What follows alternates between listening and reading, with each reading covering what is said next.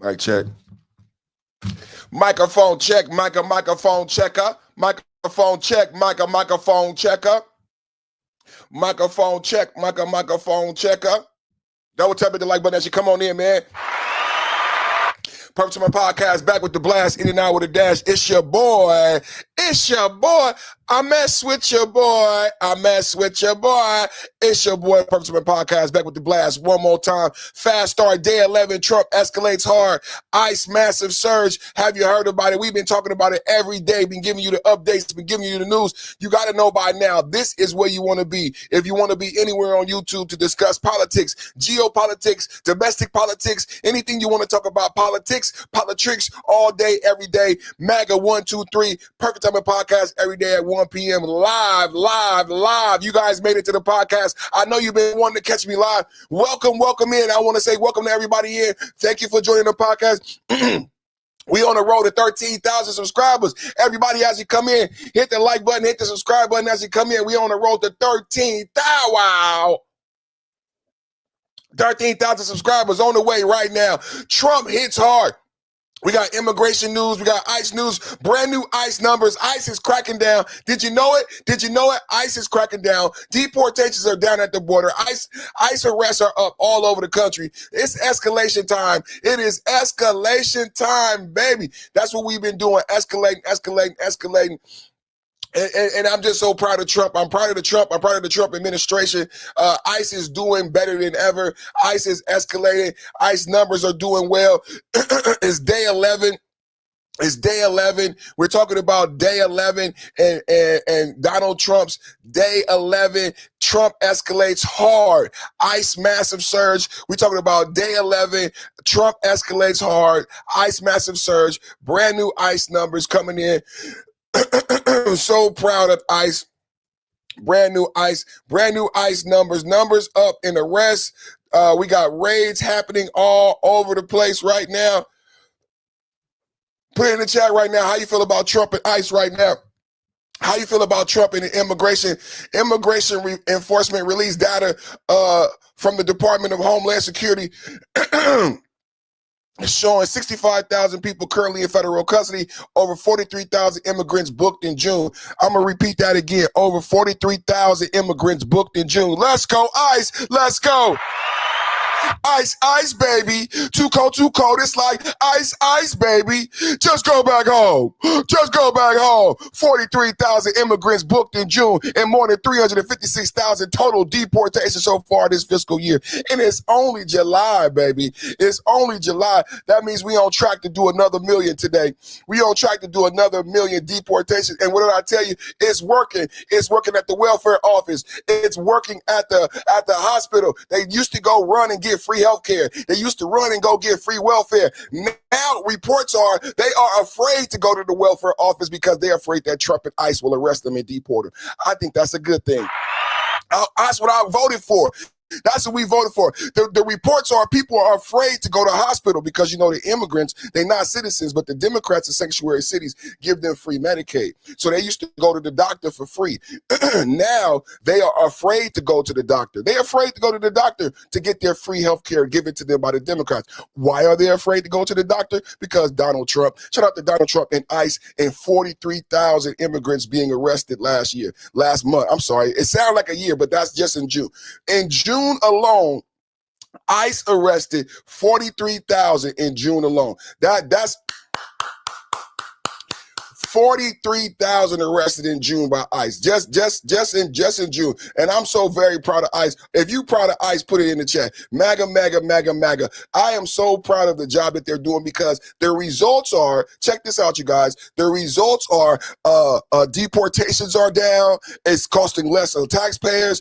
356,000 ICE deportations since October, averaging 1,200 deportations a day. 65,000 held in detention. June record arrest. This is a brand new breaking news right now. ICE breaks a record. June record arrest, 43,000. Can I get a hand clap for ICE? Is ICE doing a great job? 43,000 arrested in 1 month. Very proud of ICE. They're going to construction sites, but what's the result? Safer roads, safer streets, more jobs for Americans. Coming to you live, breaking news: ICE setting record numbers.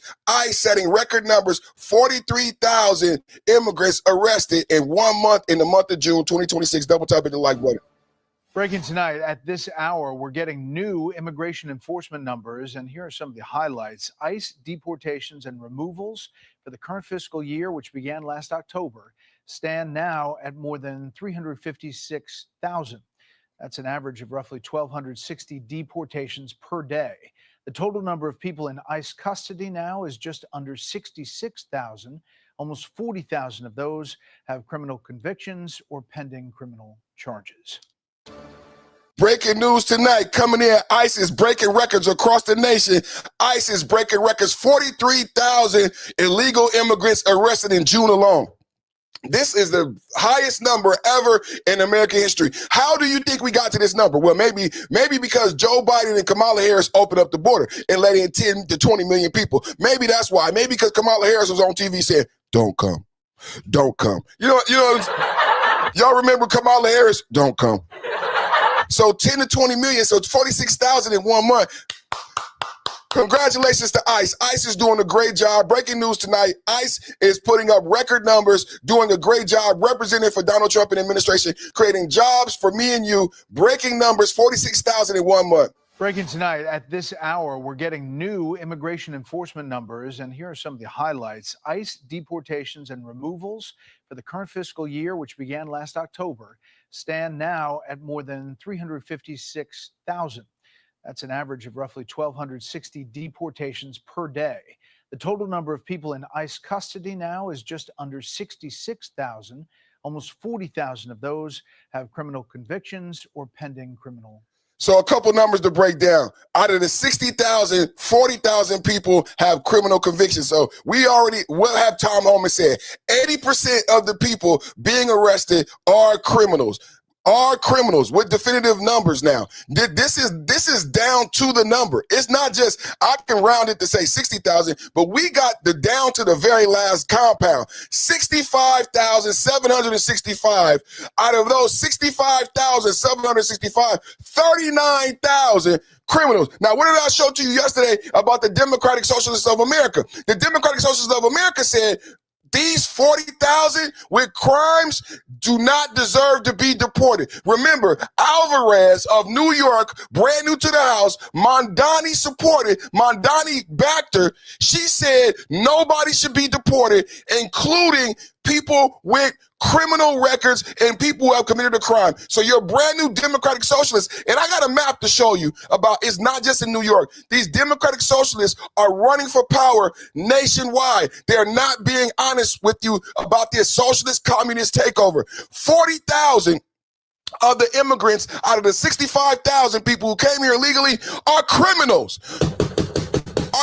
Tom Holman been saying it. Now here are the numbers down to the very last compound. 39,576. How more exact, how more transparent do you want it to be, ladies and gentlemen? How more transparent do you need it to be? Breaking tonight at this hour, we're getting new immigration enforcement numbers, and here are some of the highlights. ICE deportations and removals for the current fiscal year, which began last October, stand now at more than 356,000. New ICE number. So let me help you read this graphic. This is only since October. This is not since Trump took office. This is not since we began ICE operations. This is simply since October 1st. This is not the total number. The 40,000 number I'm reporting to you is just in June. That's how many immigrants are here illegally committing crimes. That's how many of here are committing crimes. Out of the 65,000, 80%, 40,000 are here committing crimes. Isn't the conservative media, haven't we said that? No one believes us. Instead, you got white liberals in the street protesting and saying we want to dismantle ICE. That's what we got today. We got liberal Democratic Socialists saying we want to dismantle ICE. So I got a question for everybody who say no ICE. And what you do about these 40,000? in 1 month. What do you do about these 40,000 criminals? If ICE is not arresting these people, guess what? If we never would have elected Trump, these people would be robbing you and kidnapping your grandmother just like Nancy Guthrie. Double tap hit the like button. That's an average of roughly 1,260 deportations per day. The total number of people in ICE custody now is just under 66,000. Almost 40,000 of those have criminal convictions or pending criminal charges. Let's go to an example. ICE out here doing their job, man. ICE. Let me see the evidence. Let me see the evidence. Let me see the evidence. Let me see the evidence. Let me see. Back up. He said back up. Put back up in the chat right now. Double tap hit the like button. Back up. We support ICE. ICE, ICE, baby. Too cold, it's like ICE, ICE, baby. Just go back home. Just go back home. In the field. ICE doing their job right now. Live video. ICE on the ground. What happened? She's under arrest. For what? She's a criminal alien. For what? And she's been convicted of crimes. For what? What crime? What crime? What crime? What crime? She's been convicted of aggravated assault with a deadly weapon. She's not allowed to be here, and she's been deported previously. She doesn't have no documents. No, she hasn't. Aggravated assault? No, this is not correct. I have her whole rap sheet. I've been following her forever. Yo. Forever? No, this is, you lying. Come on. Is he lying, ladies and gentlemen?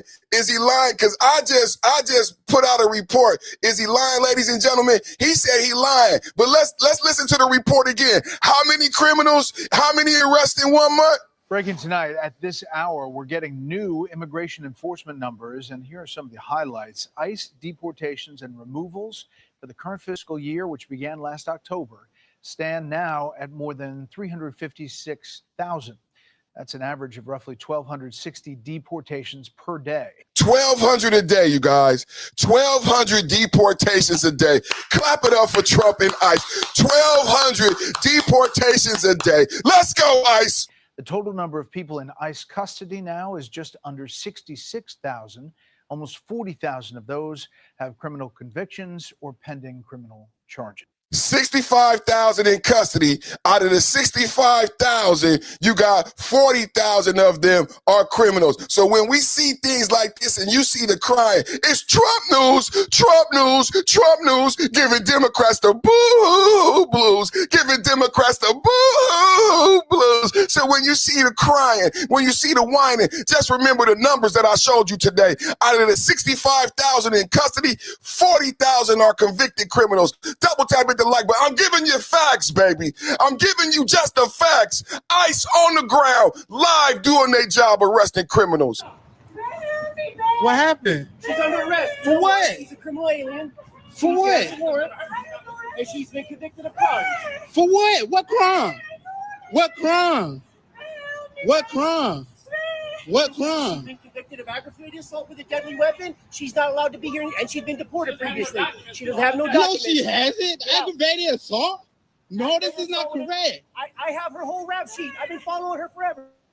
Yo. Forever? No, this is, you lying. Come on. This is not true. Would you like me to post a rap sheet on your phone? I'll post a rap sheet for you. Come on, let me see. No, let me see the evidence. No, let me see the evidence. If you don't back up,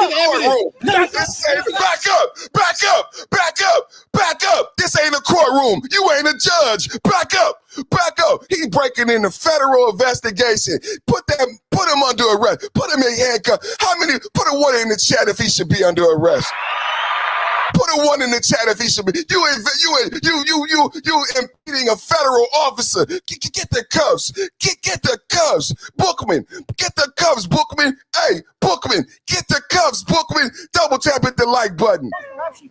Come on, let me see. No, let me see the evidence. No, let me see the evidence. If you don't back let me up, see the evidence. Let me see the evidence. Let me see the evidence. Let me see the evidence. I said back. Let me see. I said bro. back. I said Why back. you hit me, bro? I said back. Why'd you hit me?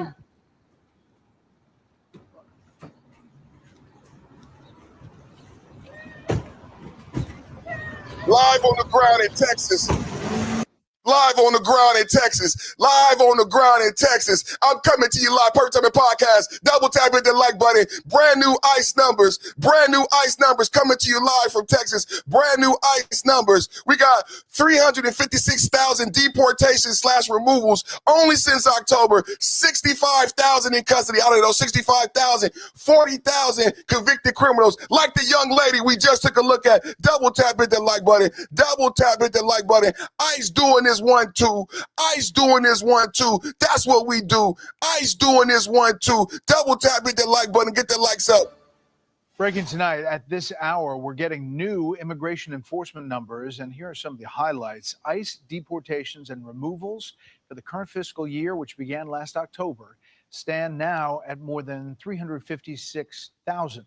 That's an average of roughly 1,260 deportations per day.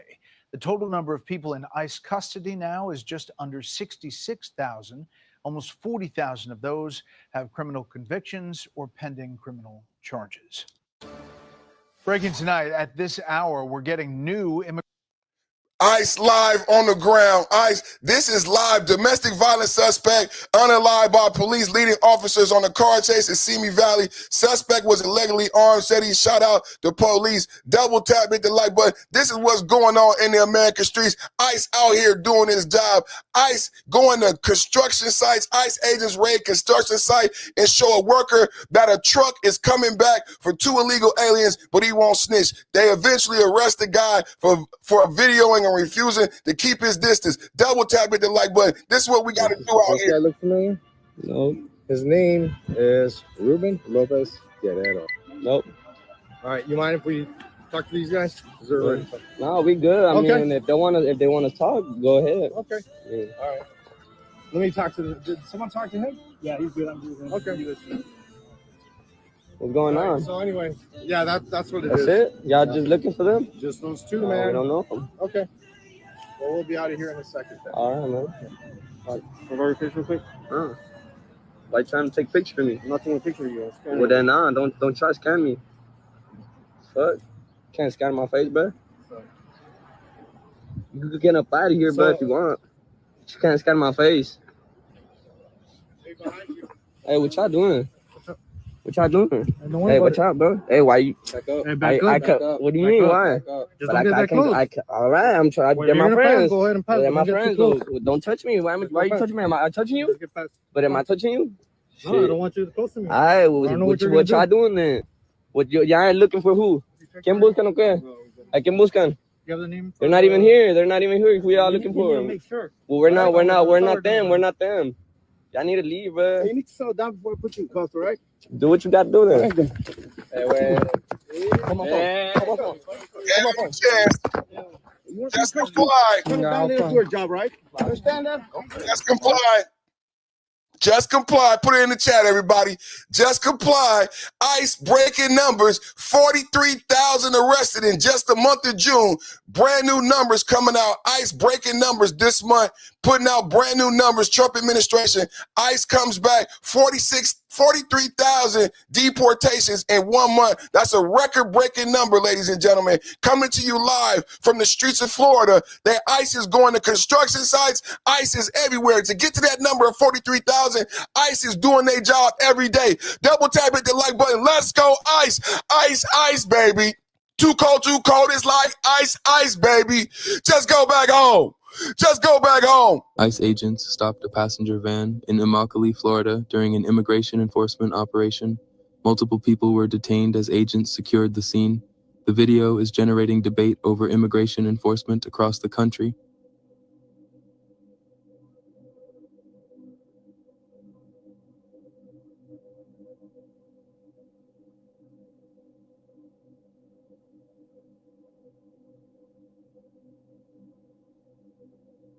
ICE agents stopped a passenger van in Immokalee. Do you see anything wrong here, ladies and gentlemen? I don't see anything wrong here. Let me know in the chat. Do you see anything nefarious here by ICE agents? It looked like federal agents saw a van, and they looked like, to me, allegedly, they smuggling illegals. They were tracking the van, and lo and behold, they pull over the van, open up the van, and the van is full. The van is full of illegals. Surprise, surprise, surprise. Wouldn't you know it, a random van on the way to a construction site is full of illegal workers, not citizens, and the ICE agents strike gold again. I said the ICE agents strike gold again. We coming to you live. 43,000 in 1 month. 43,000 in 1 month. Did you hear about this? Karen screams F ICE at the top of her lungs in the middle of a Denver airport while ICE detains an illegal alien. Liberal women are insane and a scourge on the country. I'm sorry, a scourge on the country. They should have arrested Karen too. Put a 1 in the chat if you think Karen should be arrested. Jamal didn't get arrested in the last video. Karen got away too. Jamal and Karen should make a baby. Jamal and Karen sitting in a tree. KISSING. Double tap hit the like button. ICE doing his thing. 43,000 arrests in June. Have you seen this video of the immigrant arrest in Denver airport? Let's watch it together live. ICE live in action. My lawyer is outside. I am not impeding anything. I'm standing away from you. I'm asking you for her lawyer. We're going to be very nice to you. Who are you? And with respect. Who are you? You don't have to look at me. You don't have to say anything. Chantal, say nothing. Say nothing, Chantal. Say nothing at all. Offer them nothing. Show them nothing. And furthermore, I'm going to advise you. You're interfering with a federal I'm law. not. I'm standing right I will here. charge you with 18 I'm not USC in your way. 111. I'm not in your way. I'm standing out of your way. You can continue on. No, I'm just going to stand here. I'm not in your way at all. Okay, thank you. I'm not in your way. We're going this way. Okay. Yeah. She's right outside the door, Chantal. And she's right outside, and that's fine. You can. We're going to close the door. Hey! And you're going to continue on. No, I don't have to do that. Chantal, stop. Where are you? Help! Help! Help us! Hey, you guys, come help us! ICE is here. Help us! Help us! No, don't show me in. I don't have to. No, stop. No, I'm not going to do that. You can come on this side. That's fine. You're allowed to record their faces. You're allowed to record them. You're allowed to record them. Very nice. Be very respectful. I don't give a fuck if you're being nice. Live from the Denver airport, ICE doing their job. 43,000 immigrants deported in the month of June. This is live from the Denver airport. Live, ICE doing their job. Fuck you. Come on. This is fucking evil, and you should be ashamed of yourself. Who gives a fuck if you're being polite? Fuck you. I'm gonna just give you a heads up. Shut up. If you're on this flight, No. speak to them like that. You will not board this flight. What, you like ICE? You're into ICE? You like ICE? You don't have to defend him. The pilot is very well aware. I don't care what the pilot is aware of. But you have a choice right now. You can either get on the plane. Wait, you're not in charge of me. No, not if you. Isn't it funny that the law applies to them when it's time to protect them, the law and rights apply to them. But other people's rights, like the rights of the federal officer, the rights of the TSA agent, the rights of the pilot and the other people on the plane, though her rights supersede those people's rights. But she is fully aware of her rights to use profanity and to impede in the federal investigation. But when she is told that you are now impeding on other people's rights, she don't care about that. What her response was, you like ICE. Where's the logic in that? The response, she wants to invoke her rights. Do you understand what I'm saying? She is invoking her rights of freedom of speech. But when they tell her, now you are impeding on other people's rights, her response is, you like ICE? You can't make this up. So glad we caught this on video. Yes, everybody has rights, Karen. Everybody has the same rights you're entitled to. Holy moly, Batman. You're not in charge of me. I'm just going to say you can make a choice. No, I'm not talking to you. You should be ashamed of yourself. Everybody, this man is harassing a woman. He arrested her for nothing. Fuck you. Fuck ICE. Fuck ICE. Fuck ICE. Can't make this up, man. Can't make this up. That we coming to you live, man. Immigration, man, is the news of the day, man. Brand new numbers coming out. 43,000 arrests, and that's in 1 month. Brand new immigration numbers. I'm giving it to you live right now. Brand new immigration numbers coming out right now. And I got different footage for you live. ICE live on the ground doing this job. And don't forget about the democratic socialist movement. You got to encompass this with the democratic socialist movement, because when you see these numbers, I got to show you what's going on, because they want to show you it's just New York. It's not just New York. These democratic socialists and communists who don't want to have ICE, and I just showed you the numbers, out of the 65,000 that we have incarcerated right now in detention, 40,000 are criminals, and they say no more ICE, no more deportations. How you guys feel about that? I want to know honestly, if you agree with the democratic socialists, the DSA, they have a brand new platform. They're running for election and power all over. It's not just New York. They in Colorado. I got the map. I'm going to show you the map. The democratic socialists are not just running in New York. Double tap hit the like button. We're going to expose it all today. Double tap hit the like button. ICE has nothing to do with immigration. ICE has nothing to do with the southern border. ICE is about normalizing paramilitary force on our streets.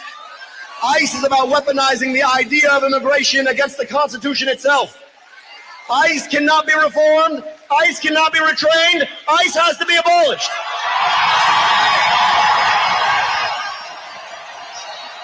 Dr. Abdul El Saeed. Can't make this shit.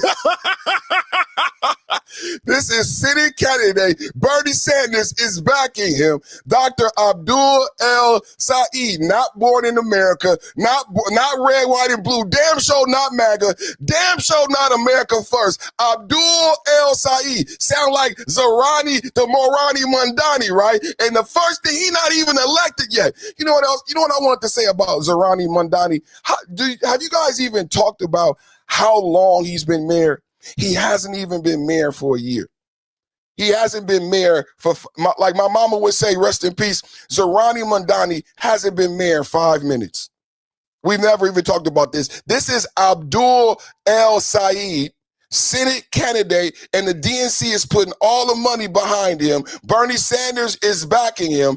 AOC is backing him, and he wants to abolish ICE, a federal agency that's been in institution for over 10 years, going back to the Obama and Clinton administration. Hillary Clinton said her husband deported more people. Right now, to this day, Barack Obama deported more people, and Tom Homan worked for both of them. Double tap hit the like button.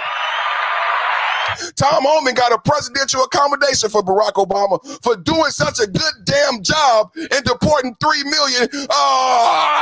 Deporting 3 million. But here it is, Dr. Abdul El Saeed. I wish I was making this up. I wish I was making this up, because I love America so much.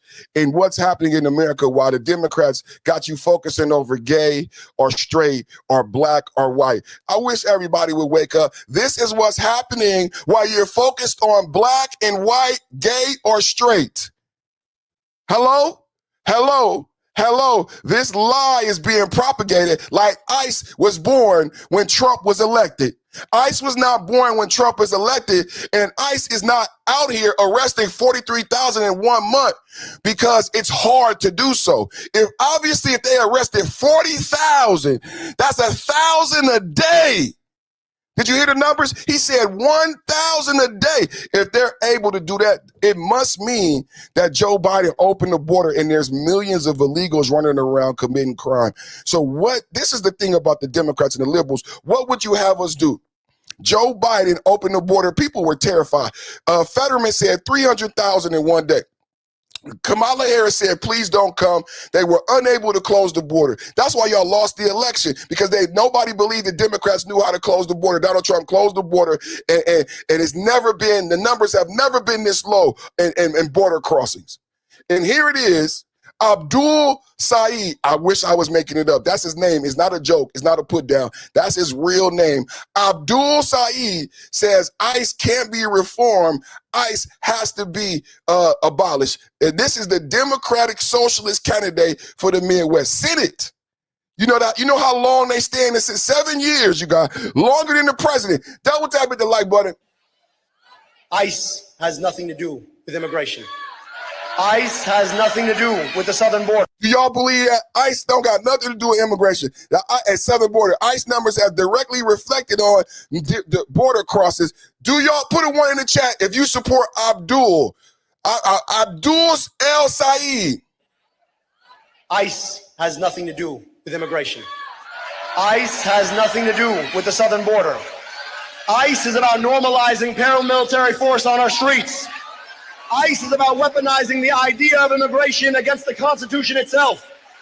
ICE cannot be reformed. ICE cannot be retrained. ICE has to be abolished. He been in America 5 minutes. Look at all these white people and white women just clapping. This is the saddest shit I ever seen in my life. He wasn't born here. He don't know shit what he talking about. He going to say ICE is it's just like Zerani Mandani. They not American. They're not American born and bred. And the first thing they want to do when they get into politics is start destroying America. Double tap at the like button.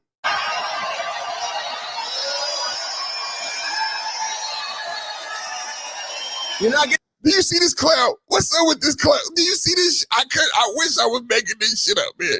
Do you see the Karens? You can't make it. Is this a man or a woman? I think this a woman, man. Who knows in the chat? Double tap at the like button. What is this? Let's keep going. Another dime of our money. Not one more dime. ICE is funded. ICE is funded. Can somebody tell Abdul, you a doctor, right? Abdul, Dr. Saeed, can you tell? calling Dr. Saeed. Dr. Saeed, please. Calling Dr. Saeed. Somebody tell Dr. Saeed that ICE is fully funded. Let's show an example how courteous, how polite, how professional ICE handles two women. Double tap at the like, but ICE can't be. We don't need no retraining. We need to get the immigrants out the country. Double tap at the like button. ICE, baby. Too cold. It's like ICE, baby. Just go back home. Just go back home. Lawyer's outside. I am not impeding anything. I'm standing away from you. I'm asking you for her lawyer. We're going to be very nice to you and very talk to you very kindly. Very nice. Very kind. You don't have to look at me. You don't have to say anything. Right. Chantal, say nothing. Say nothing, Chantal. Say nothing at all. Offer them nothing. Show them nothing. And furthermore, I'm going to advise you. You're interfering with a federal I'm law not. enforcement. I'm standing right I will here. charge you with 18 I'm not USC in your way. 111. I'm not in your way. I'm standing out of your way. You can continue on. No, I'm just going to stand here. I'm not in your way at all. Okay. Thank you. I'm not in. Thank you. Very polite, very professional. Put a one in the chat. How did ICE handle this situation correctly and professionally? Do you think these individuals need to be retrained? Double tap at the like button. Dr. El Saeed, we got a question for you, Dr. Saeed. Dr. Abdul, Dr. Abu Dhabi, Dr. Dab Abu Dhabi, Dr. Abu Dhabi, Dr. Dab Abu Dhabi. We got a question for you. In your way. We're going this way. Okay. Yeah. She's right outside the door, Chantal. And she's right outside, and that's fine. You can. We're going to close the door. Hey! And you're going to continue on. No, I don't have to do that. Chantal, stop. Where are you? Help! Help! Help us! Hey, you guys, come help us! ICE is here. Help us! Help us! No, don't show me in. I don't have to. No, stop. No, I'm not going to do that. That's fine. You're allowed to record their faces. You're allowed to record them. You're allowed to record them. Very nice. Very respectful. I don't give a fuck if you're being nice. Fuck you. Come on. This is fucking evil, and you should be ashamed of yourself. Who gives a fuck if you're being polite? Fuck you. I'm gonna just give you a heads up. Shut up. If you're on this flight, No. speak to them like that. You will not board this flight. What, you like ICE? You're into ICE? You like ICE? You don't have to defend him. The pilot is very well aware. I don't care what the pilot is aware of. But you have a choice right now. You can either get on the plane. Wait, and you're not in continue charge of me. on. No, not of you. But You're not in charge of me. I'm just going to say you can make a choice. No, I'm not talking to you. You should be ashamed of yourself. Everybody, this man is harassing a woman. He arrested her for nothing. Fuck you. Fuck ICE. Fuck ICE. Fuck ICE. What do you think in the chat? Let me know your opinions in the chat. We coming to you live. Immigration numbers are up. This is Dr. Abdul Saeed. Dr. Abdul Saeed think they need to be retrained. Let me know what y'all think in the chat. Double tap at the like button. Perfect Timing Podcast. Get them likes up. Fuck with the algorithm. Let's talk about another policy position. And you have called for abolishing ICE. And while you are also advocating for a secure southern border. So how would you address illegal entry into the United States? And do you believe that is an offense that would be subject to deportation? And how would you do that if ICE is no longer functioning as we know it? Well, as you well know, that is not enforced by ICE. That's enforced by Customs and Border Protection. I'm not calling for the abolition of Customs and Border Protection. I actually think that they need to operate according to the law, but I think we need to be invested in making sure that we secure our southern border rather than this farce of making a show out of detentions with the idea that somehow this is about immigration enforcement. This is not about immigration enforcement. This is about criminalizing immigration on its own terms and making a show of immigration enforcement. Let's talk about another policy position. And you have called for abolishing ICE. And while you are also advocating for a secure southern border. So how would you address illegal entry into the United States? And do you believe that is an offense that would be subject to deportation? And how would you do that if ICE is no longer functioning as we know it? Well, as you well know, that is not enforced by ICE. That's enforced by Customs and Border Protection. I'm not calling for the abolition of Customs and Border Protection. I actually think that they need to operate according to the law, but I think we need to be invested in making sure that we secure our southern border rather than this farce of making a show out of detentions with the idea that somehow this is about immigration enforcement. This is not about immigration enforcement. This is about criminalizing immigration on its own terms and making a show of immigration enforcement. Let's talk about another policy position. And you have called for abolishing ICE. I disagree wholeheartedly. I think he's just doing a lot of double talk. We see in real time what ICE is doing. We see in real time ICE on the scene, a federal operation in Montgomery County. We see in real time what ICE is doing. We see the real effect, the positive numbers, how it affect the job market. Double tap at the like button. Put a 1 in the chat to support ICE. ICE 40,000 arrests in June alone. Over 65,000 incarcerated. Of the 65,000 ICE has in detention, 39,000 are criminals. Double tap at the like button. Tom Holman told you that 80% of the people we are deporting are criminals. Now, how do they know that? How are they finding so many people so quickly? He said 1,200 deported. How you get to 40,000? That's over 1,000 a day.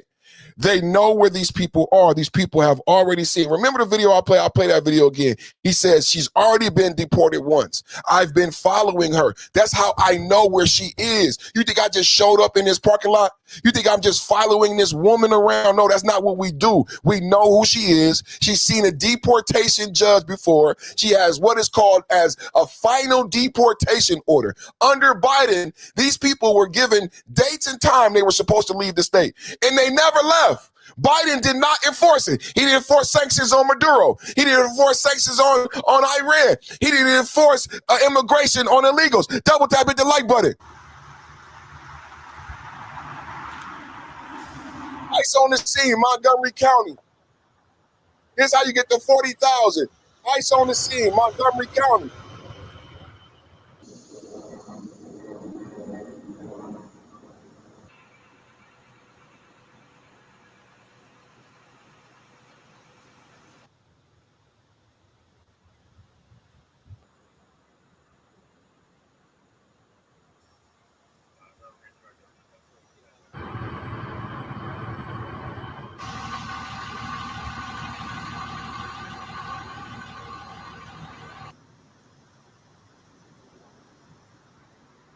ICE on the scene, Montgomery County. We not playing around. ICE on the scene, Montgomery. It's another angle. This another angle. This is a roadblock in Montgomery County. ICE on the scene in Montgomery County. Same thing, another angle. This how we get into the 40,000 numbers. And we know where the concentrated high number areas are because of the immigration courts. We know where when you say ICE being deployed in certain areas, they know where to go. We know where the high concentration numbers are because of the immigration courts. Double tap at the like button. That's why they go to certain areas, because they know where the high numbers are. Double tap at the like button. 40,000 in 1 month. Brand new secretary. He replaced the Christy Noam in the building. Mullen vows to expand ICE enforcement. So while Abu Dhabi is calling for the abolishment, we expand it. And just remind Abu Dhabi that ICE got funded. I think it was 70 billion. Put the number in the chat. ICE is overfunded through 2027. Double tap at the like button.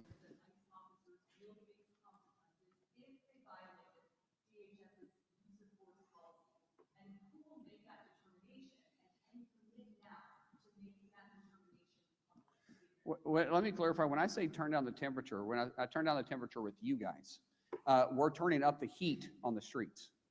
We're out there working harder than we ever have because we've empowered our law enforcement to do their job. What I'm trying to do is remove us from the headlines every single day.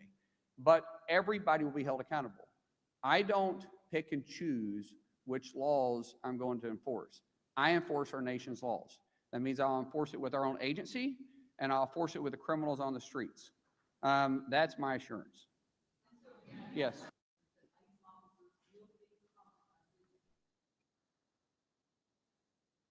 Thank you, Mullen. Thank you, Mullen, out here doing his job. Let's look what ICE got to deal with on a daily basis. This is what ICE got to put up every day. Double tap it.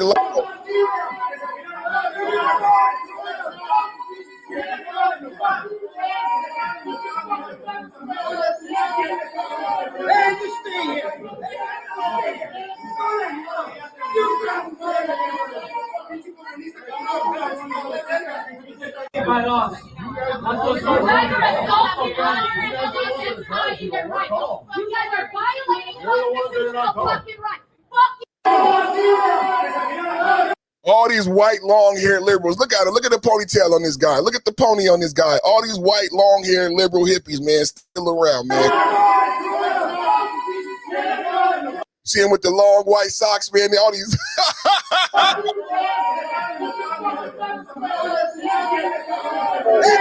All hippies, man, still out here fucking with people, thinking this is a game to them, man. We got the streets over. Nancy Guthrie got kidnapped. We got the streets overran with cartel. Did y'all see the report with cartels using Uber and Lyft? Cartel is now on the border, forcing Americans to transport drugs and criminals via Uber and Lyft. And they out here. Why don't you go protest something that's going to help Americans, man?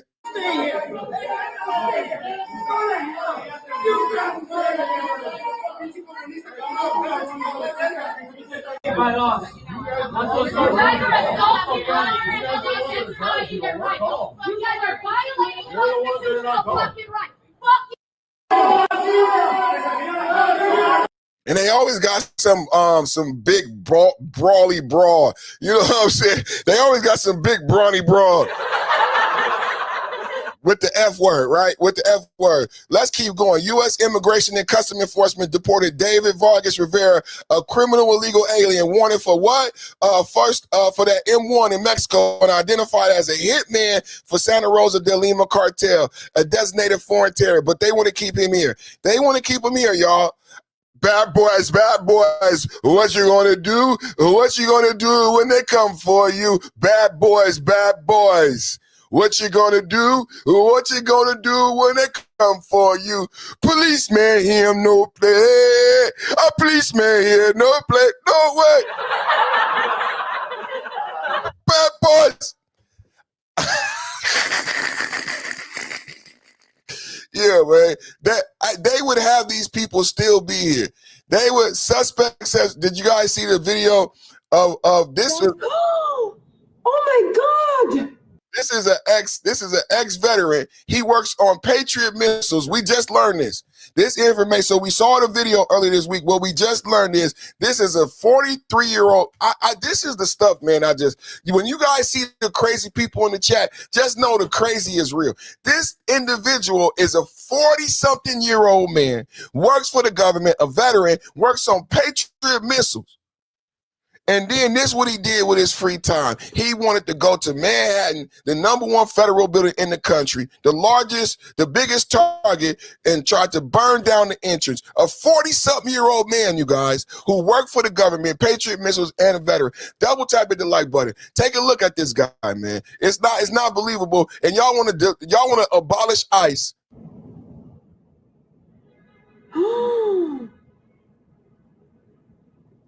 Guys, oh my God! Oh my God! Oh my God! Get away from there! Oh my God, get away from there!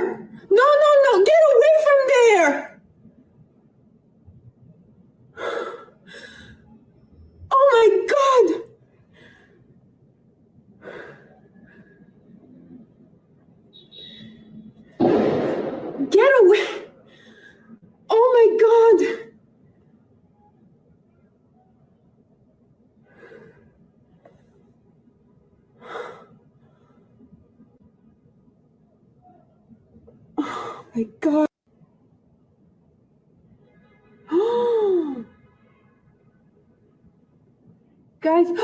So he's under arrest. We know who he is now. He's under arrest. 40-something-year-old grown-ass man. He's under arrest now. It's unbelievable that grown-ass man is acting like this, but you can see him in my chat every day. Double tap, hit the like button every day. Every day, he's under arrest, everybody. Purpose Summit Podcast, back with the blast, in and out with a dash, man. We having a good time today, just getting started, man. I need everybody watching right now to hit the like button, man, hit the subscribe. We on the road to 13,000 subscribers, man. 13,000, wow, man. Double tap hit the like button. We coming to you with this live ICE update, man. I'm coming to you with this live ICE update and day 11 of Iran strikes. Trump escalates after we take on casualties over the weekend. We are in 11 days. Got a fire update video. Got a fire update video on the Iran I want to show with you and share with you. But first, we're going to get in this Iran. First, we're going to get in this ICE coverage, man. Double tap hit the like button. Got to give you this ICE coverage. Break down to you. ICE doing a big job, man. Doing a great job. ICE out here breaking record numbers, man. ICE arrests Honduran MS-13 gang member Junior Santos. I mean, what would you have? These people would still be walking around free, ladies and gentlemen. If it weren't for ICE, people like this will still be walking around free. I put a one in the chat if you back in ICE and you back in Trump. Double tap hit the like button. All we do is win Wednesday. All we do is win, win, win. And if you came from MAGA, put your hands in the air. Let them stay there. All we do is win Wednesday. Ice, ice, baby. Too cold, it's like ice, ice, baby. Just go back home. And this is a gorgeous chocolate something on the news.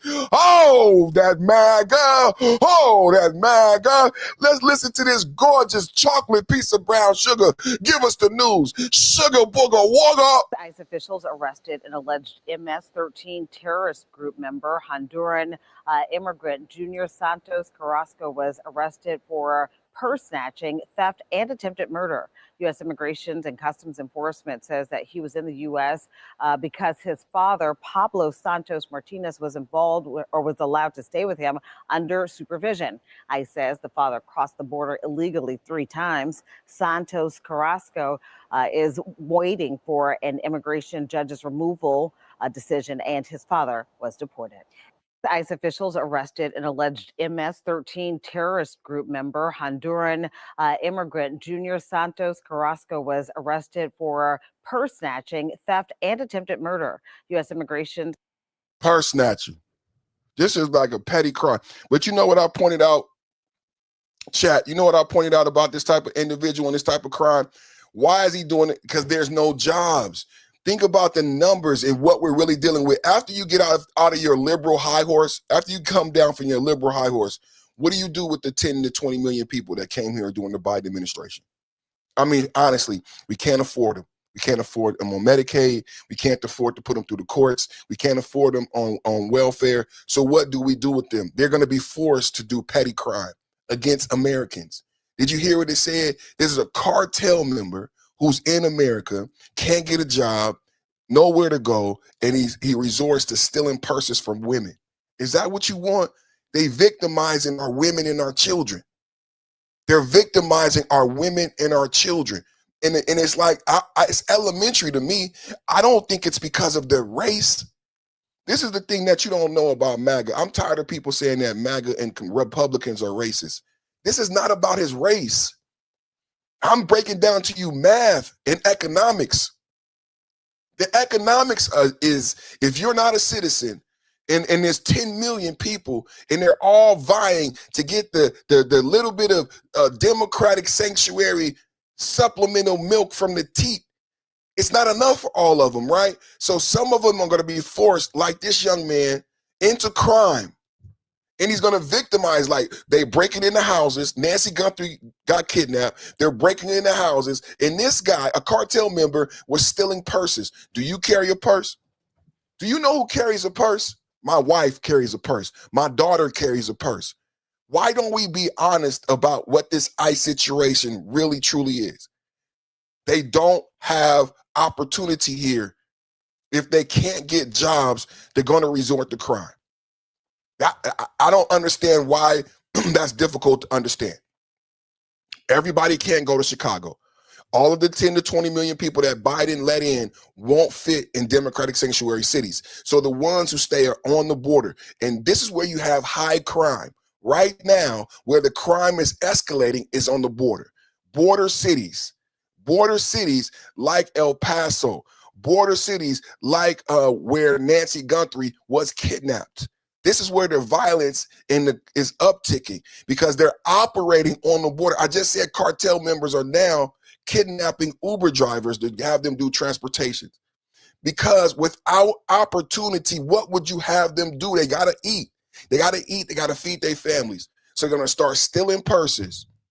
They're gonna start stealing cars of Americans, and they're gonna look at soft targets.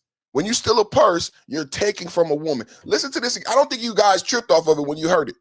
I don't think you tripped off of it when you heard it. You didn't even analyze it like that, did you? When you heard it, you didn't think of it like that. You probably look at how beautiful this is. This is a gorgeous chocolate thing. She's a gorgeous chocolate thing. So you probably didn't even analyze it like I did, right? So let's listen and analyze it. I said these are criminals. It's 10 million of them.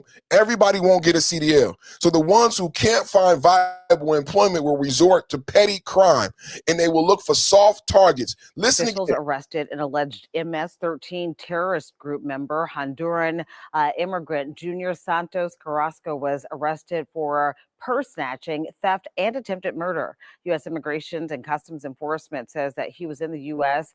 Because purse snatching, theft, and attempted murder. Purse snatching. A cartel member snatching purses, bro.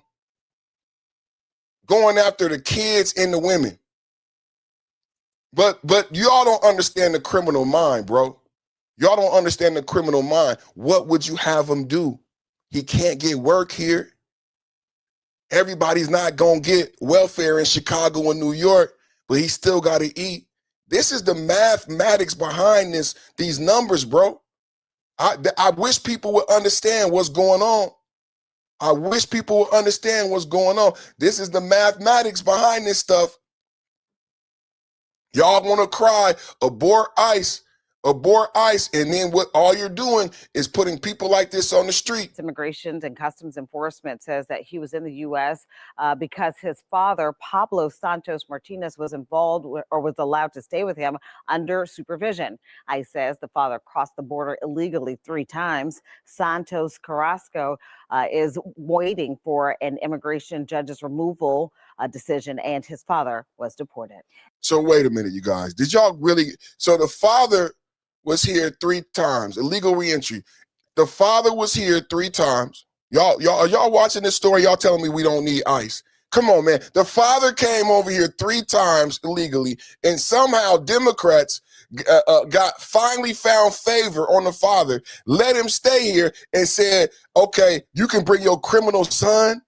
You can bring your criminal son after you came here 3 times illegally. Then we're going to allow you to bring your criminal son. Listen to this, man. He got here because his dad brought him here, and they allowed him to come here because his dad was here. But we later find out his dad got deported because his dad was here illegally. This could only happen in a Democratic city. Attempted murder. U.S. Immigration and Customs purse snatching, theft, and attempted murder. U.S. Immigration. Purse snatching, theft, and attempted murder. Carrasco was arrested for purse snatching, theft, and attempted murder. U.S. Immigration and Customs Enforcement says that he was in the U.S. Because his father, Pablo Santos Martinez, was involved or was allowed to stay with him under. See, he was in the U.S. because his father, a father was here illegally. This don't make no sense. Does it make sense to anybody listening? A cartel member who committed theft and attempted murder was allowed to illegally be in America because his father was here, but we later find out his father. Don't this sound like Ilhan Omar? Ilhan Omar is in the Congress because her father was a naturalized citizen, but we can't find her father's paperwork. Supervision. ICE says the father crossed the border illegally 3 times. Santos Carrasco is waiting for an immigration judge's removal decision, and his father was deported. The father crossed the border illegally 3 times. And then this is the thing, you guys. So you get over here. After the 3rd time, you're able to build a life, and you bring your son, and then your son goes out and commits a petty crime and attempted murder. And people want to say, have empathy for these people. I don't understand why, man. I don't understand why you got third time's the chance, and then you bring your son here and your son goes and robs a woman. Your cartel son robs a woman. Come on, you guys. He robbed a woman. Who has a purse, bro? Who has a purse? A cartel member in America. You're not doing cartel shit, and instead you're going to be robbing women from their purses, man. That's petty theft, bro. Scaring girls. Come on, man. Ice, ice, baby. Too cold, too cold. It's like ice, ice, baby. Just go back home. And we're also keeping a close eye on what's happening in Biddeford, Maine. There are growing protests in the street after the second deadly shooting by ICE in a week. Now, a change from the top. ICE pausing most traffic stops as a method of apprehension for now, until agents get increased training on these kinds of stops. According to sources, we're going to dig into exactly what's going on around that today. Homeland Security saying that the officer who opened fire in Maine yesterday was, this is a quote from them, fearing for public safety. We know that there are investigations that are underway right now into exactly what happened. Now, DHS says that last week's deadly shooting in Texas was self-defense after a driver rammed an ICE vehicle with his van. The three passengers say that the officer was not in front of the van. So there is a lot of camera. And we're also keeping a close eye on what's happening in Biddeford, Maine. There are ICE update, everybody coming to you with the ICE update. Democratic Party is out of touch. Double tap hit the like button. A lot of people feel like the Democratic Party is out of touch. I was talking to you earlier about the DSA. I'm relating the ICE update. I'm relating the ICE update with the DSA as I played the brand new Senate candidate from the Democrats. What was his name? Abdul Zaid, Dr. Abu Dhabi, Dr. Dab Abu Dhabi. He's running for Senate. And let's talk about how the Democrats are out of touch. Double tap. And we're going to talk about how this DSA movement is spreading nationwide. There are a lot of people in America who feel that there are a lot of people who feel that the Democratic Party is out of touch. We can't be honest about what's going on, with immigration. We don't have a plan for immigration. We're not able to say what actually Democrats should do to fix the problem. All we are is opposition to Trump. Under Biden, we said inflation is not really a big deal. It's transitory. It's going to go away. And then the whole party said, hey, don't worry. Everything's great. Joe is awesome. He can run for re-election. So the point is we have this history of kind of just like washing over problems and not addressing real concerns that voters have. We got to make sure we don't do that. Okay, but we've got to make sure. Do you think you're doing that now? Because look no further than a state just north of you, Maine, where I kind of feel like that happened 2 weeks ago. Yeah, I think that's honest. I mean, to be honest, it's a problem. It's still a problem. There are a lot of people in America who feel that the Democratic Party is out of touch. We can't be honest about what's going on, with immigration. We don't have a plan for immigration. We're not able to say what actually Democrats should do to fix the problem. All we are is opposition to Trump. Under Biden, we said inflation is not really a big deal. It's transitory. It's going to go away. And then the whole party said, hey, don't worry. Everything's great. Joe is awesome. He can run for re-election. So the point is we have this history of kind of just like washing over problems and not addressing real concerns that voters have. We got to make sure we don't do that. Okay, but we've got to make sure. Do you think you're doing that now? Because look no further. No, I don't think they're doing that now. Let's go to the map. So this is the map I wanted to show you guys of the Democratic Socialists. So we've been hearing a lot about New York, right? But I just want to show you guys that the Democratic Socialist movement is not unique to New York. How many people knew that the Democratic Socialists have a platform and they had a plan and a ground game, right? And a lot of us are older age, right? So we don't pay attention to this stuff, right?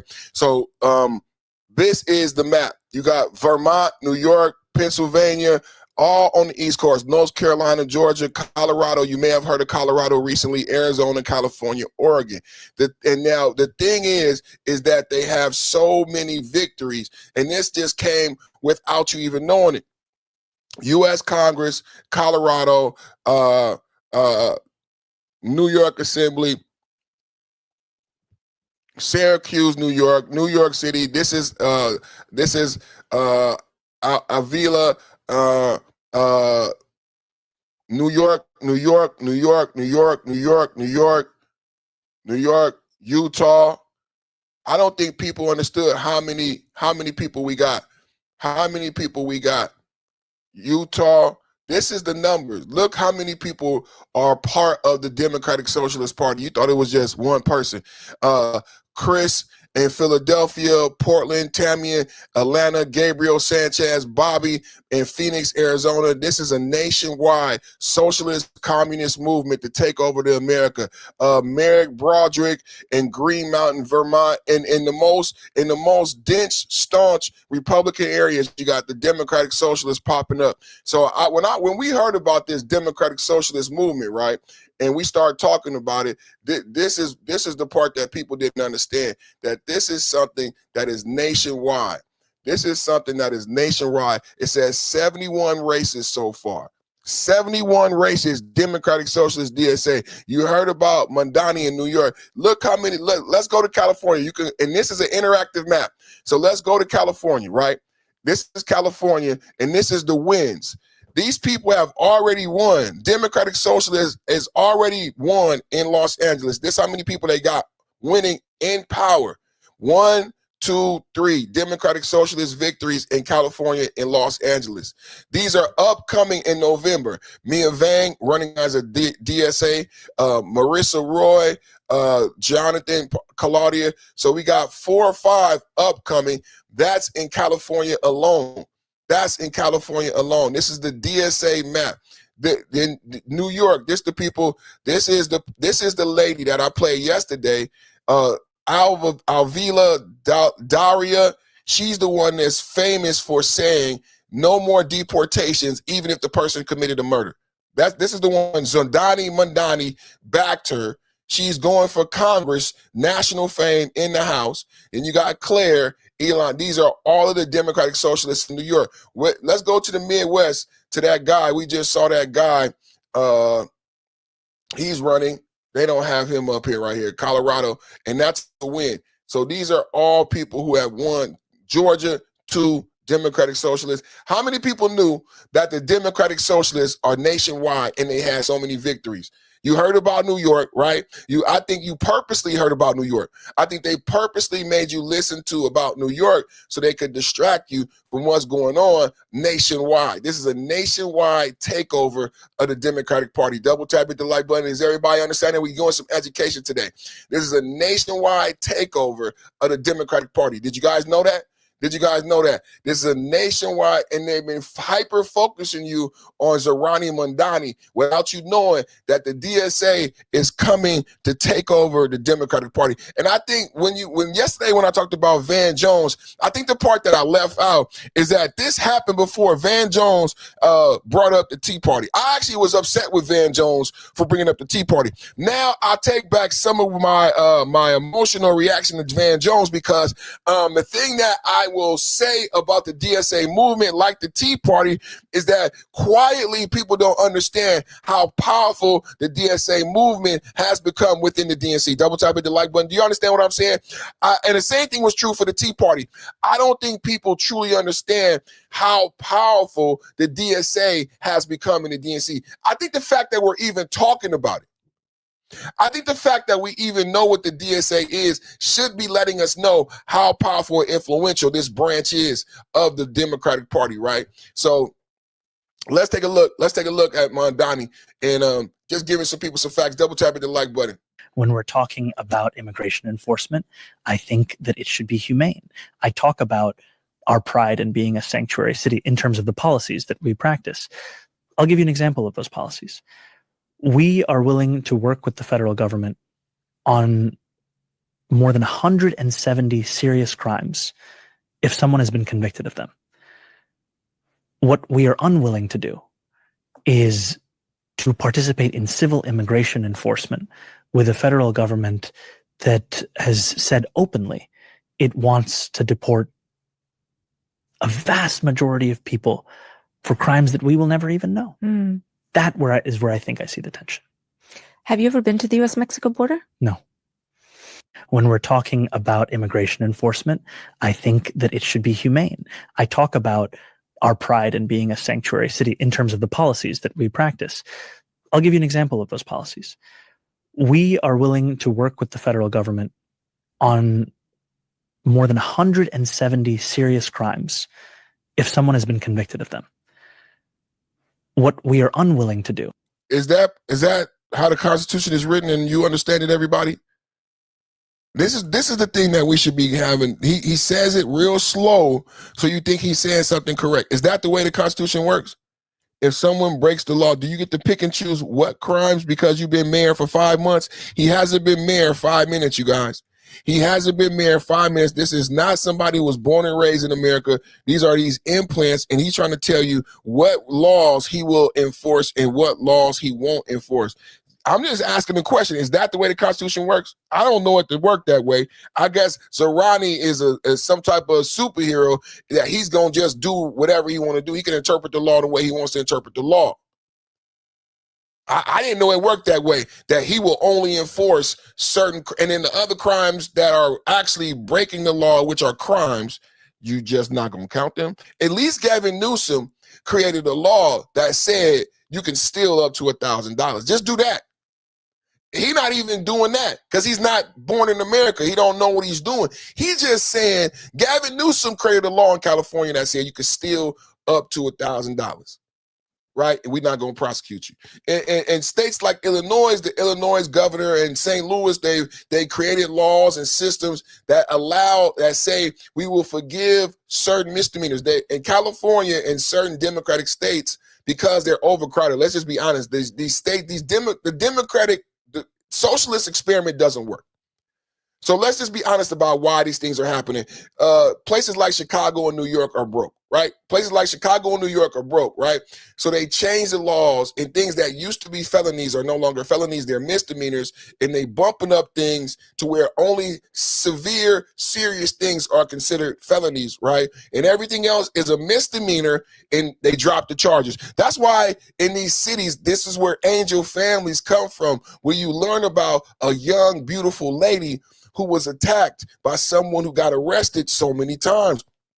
And you may be in a red state and you say to yourself, well, that doesn't make sense. How can someone get arrested so many times? You don't know that part of BLM and defund police policies where places in California, Illinois change felonies to misdemeanors. So a lot of these people get arrested for things that is a felony in your state, but it's a misdemeanor in Illinois and California. They get right back out of jail. So what Madani is saying is that he's going to do the same thing as California, Illinois, and then create a more crime-ridden environment for the American citizen. Because what it does is it allows illegal aliens to commit heinous, felonious crimes that are now seen as misdemeanors and go right back on the street. And then you have to live with these criminals. Double tap at the light, but I don't think you understand what's going on. And then you have to live with these criminals. He's making it sound nice, right? He said, we will only look at certain felonies and important crimes, but then they change how they structure the crime. And the result is you have to live amongst criminals who are not even citizens, who are not incentivized to not break the law because they're not going to jail if they break the law. Double tap. Let's listen again and let me see if you can hear what I hear. When we're Do you hear what I hear? talking about immigration enforcement, I think that it should be humane. I talk about our pride in being a sanctuary city in terms of the policies that we practice. I'll give you an example of those policies. We are willing to work with the federal government on more than 170 serious crimes if someone has been convicted of them. What we are unwilling to do is to participate in civil immigration enforcement with a federal government that has said openly it wants to deport a vast majority of people for crimes that we will never even know. That is where I think I see the tension. Have you ever been to the U.S.-Mexico border? No. When we're talking about immigration enforcement, I think that it should be humane. What he's saying is you're going to have to live with these criminals. Do y'all understand that? Do y'all understand that's what he's saying? You got to live with these criminals now. Because I'm not going to consider all of the crimes that they commit crimes. I'm going to let them go free, and then you have to live with the criminal. That's crazy, bro. That's crazy, bro. And then because he says it so sweet and so nice, you think he's doing you a favor. Oh, he's not going to be bad on crime. He's going to do this. He's going to do no. What he is saying is people will be committing crimes, right? Because like I said, there's not anywhere for them to work, right? There's not anywhere for them to go, right? So people going to be committing crimes, right? He's saying we're not consider all of them crimes. We're going to let them go back home and we're not going to deport them. If they're not crimes and they committing them and they're not citizens, but we're not going to deport them, then you're saying you're going to make me live around illegal criminals who have no incentive not to commit a crime against me. Double tap. Then you're going to make me live amongst criminals. You're going to make me live amongst criminals. Is that what you said? Breaking U.S. appeals court sides with Trump and ICE. The Second Circuit has vacated an activist judge ruling enforcing the release of anti-American writer Musam Madawi from ICE custody, finding the judge lacked jurisdiction. Madawi, one of the architects of Columbia University riots, will likely be remanded as his case goes through immigration courts. Send him back to Palestine. Double tap, hit the like button. Breaking news, everybody. Breaking news coming in right now.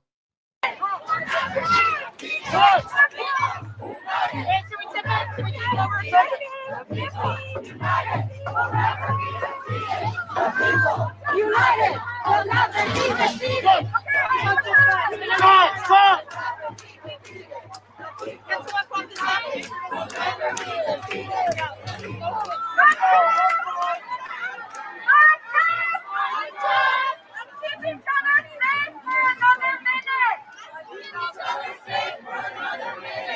Please remove yourself from immediate harm.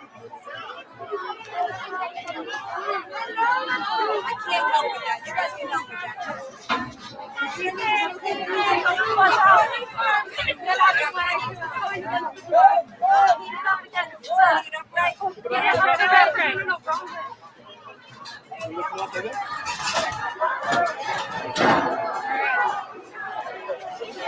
You gotta flip it, I think.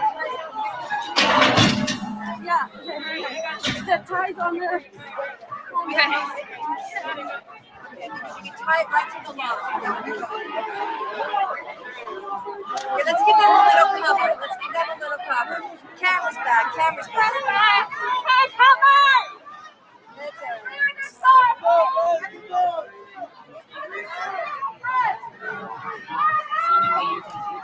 Guys, my team. Come on, link arms.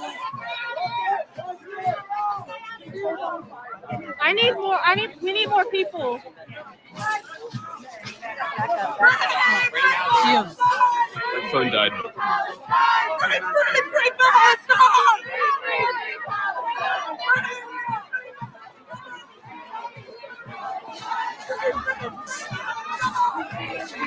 Make sure you guys saw on my phone before it died was turn this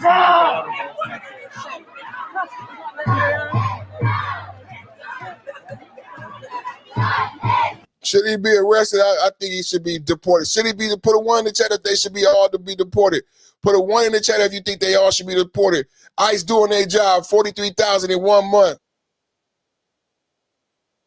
Declassification of documents from our intelligence community. That's what he put out. He declassified intelligence assessments from our intelligence community. But your question was about communist influence. Yeah, the United States doesn't want to be a communist country.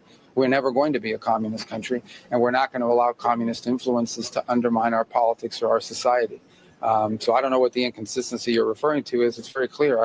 Obviously we understand the Chinese system and other systems, but I can tell you our system doesn't want communism, and we're certainly not going to allow communist efforts to undermine American society and drive wedges into our country, and that's what we're seeing. And by the way, one of the leading culprits of that for many years, the intellectual authors, particularly in our hemisphere, is the Cuban regime, which our report on Monday outlined. Well, again, what the president put out on Thursday, that was Marco Rubio talking about Cuba and communism spreading in the country. And I just put up the map of the DSA all over the nation. Double tap the like button. Get the likes up, everybody. The declassification of documents from our intelligence community. That's what he put out. He declassified intelligence assessments from our intelligence community. But your question was about communist influence. Yeah, the United States doesn't want to be a communist country. We're never going to be a communist country, and we're not going to allow communist influences to undermine our politics or our society. So I don't know what the inconsistency you're referring to is. It's very clear.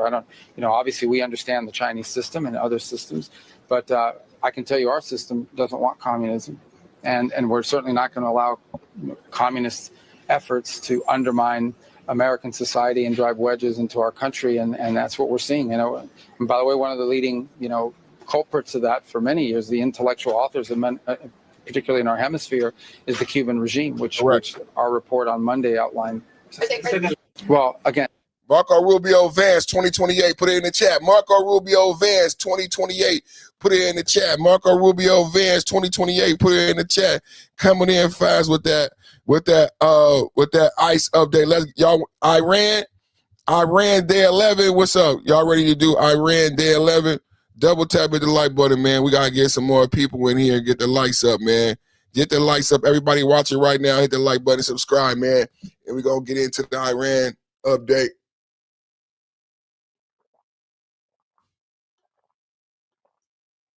Marco Rubio, JD Vance. Who can the Democrats put up, man? I mean, realistically, who can the Democrats put up? Them boys is doing too good, man. To that, we always say, we be saying Trump 2026, Trump 2028. Today is all we do is win. And if you came from MAGA, put your hands in the air, let them stay there. All we do is win Wednesday, man. All we do is win. And if you came from MAGA, put your hands in the air, let them stay there. Double tap at the like button. First on podcast, #1 in the YouTube airspace for political and geopolitical debate. I want to say thank you to everybody for being here. Thank you to YouTube, man. #1 podcast on YouTube. #1 podcast on YouTube. We're getting into it right now, having a conversation, man, about this geopolitical climate out here. Double tap at the like button as you come in right now, man. Get the likes up. CNN analyst highlights Trump's record high GOP approval in second term.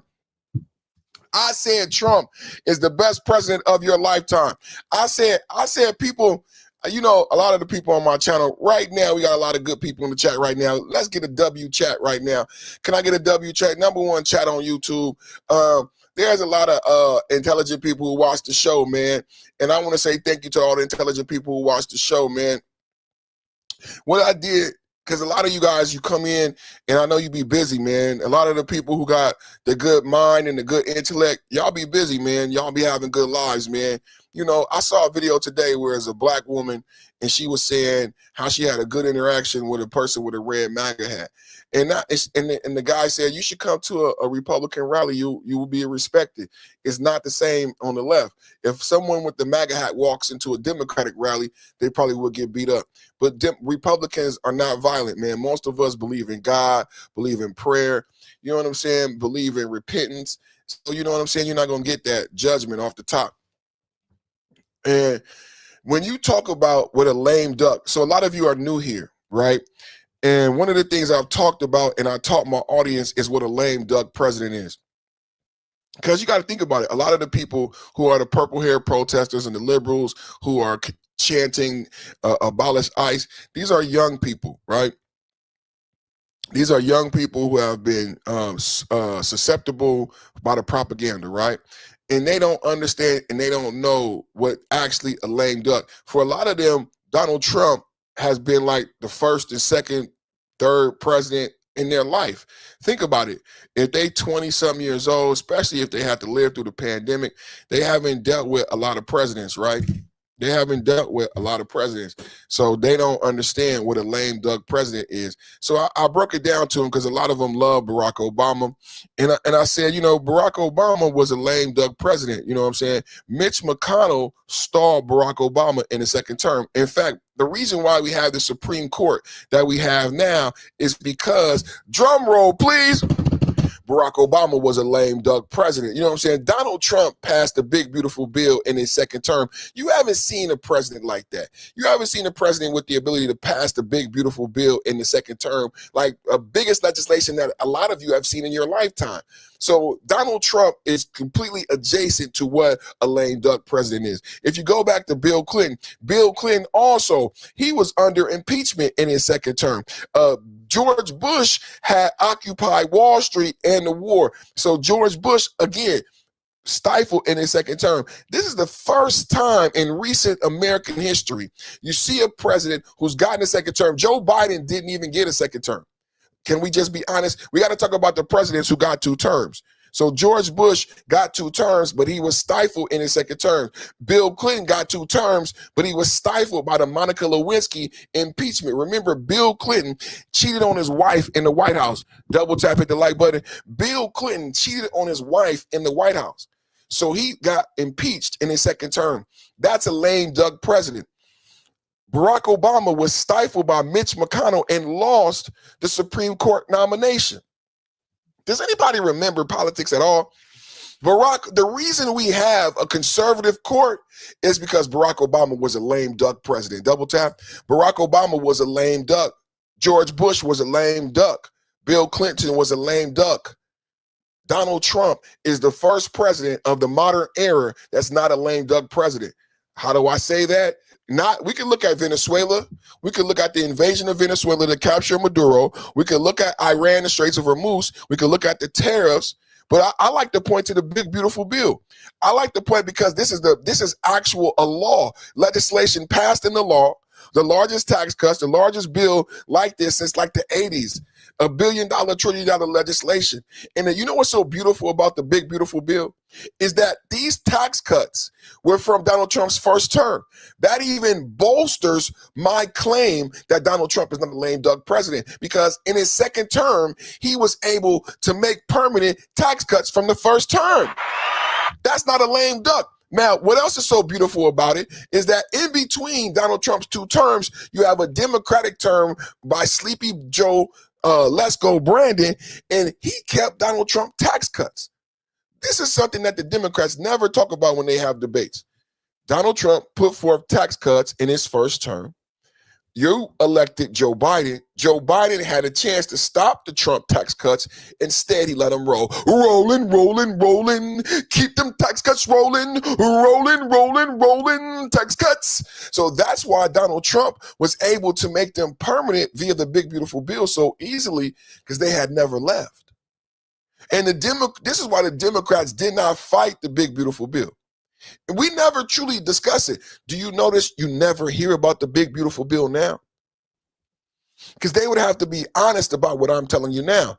This is why I called out Jasmine Crockett. This is why I called out AOC. I said, do you know why these millionaires, this is why I called out Nancy Pelosi. There's provisions in the big, beautiful bill about not only about tax cuts for the rich, but provisions about what's the name when they die and the money and everything, how they can keep more of their money. So that's why Nancy Pelosi worth $400 million, Jasmine Crockett, AOC, all these multi-millionaire Democrats wanted to keep the tax cuts. We never talk about the big, beautiful bill. Why the Democrats didn't fight it? Because most of your Democrats are elite. Most of your Democrats are elite millionaires, and they benefit from the Trump. Remember Donald Trump debating Hillary Clinton? And Hillary Clinton said, you don't pay no tax. Donald Trump said, you don't either. And you can change the tax code, but you won't, because you benefit from the same tax breaks as me. Hillary Clinton tried to get Donald Trump and said, you don't pay no, you don't either. You don't pay no taxes either. And you could have changed it, but you don't want to change it because you benefit from the same tax breaks that I benefit from. That was made true again with the big, beautiful bill. See, you don't want to change it, Democrats. You didn't want to fight the big, beautiful bill. You just wanted the fall guy. Nancy Pelosi wanted those tax cuts. Ro Khanna wanted those tax cuts, but they needed a fall guy. None of them are on the record fighting the big, beautiful bill. The big, beautiful bill went through like butter. Donald Trump, Supreme Court appointed. Everything Donald Trump is doing is going through like butter. No one fought the big, beautiful bill. They wanted the tax cuts.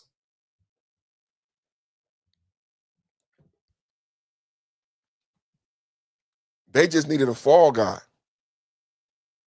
They wanted the tax cuts. They just needed a fall guy.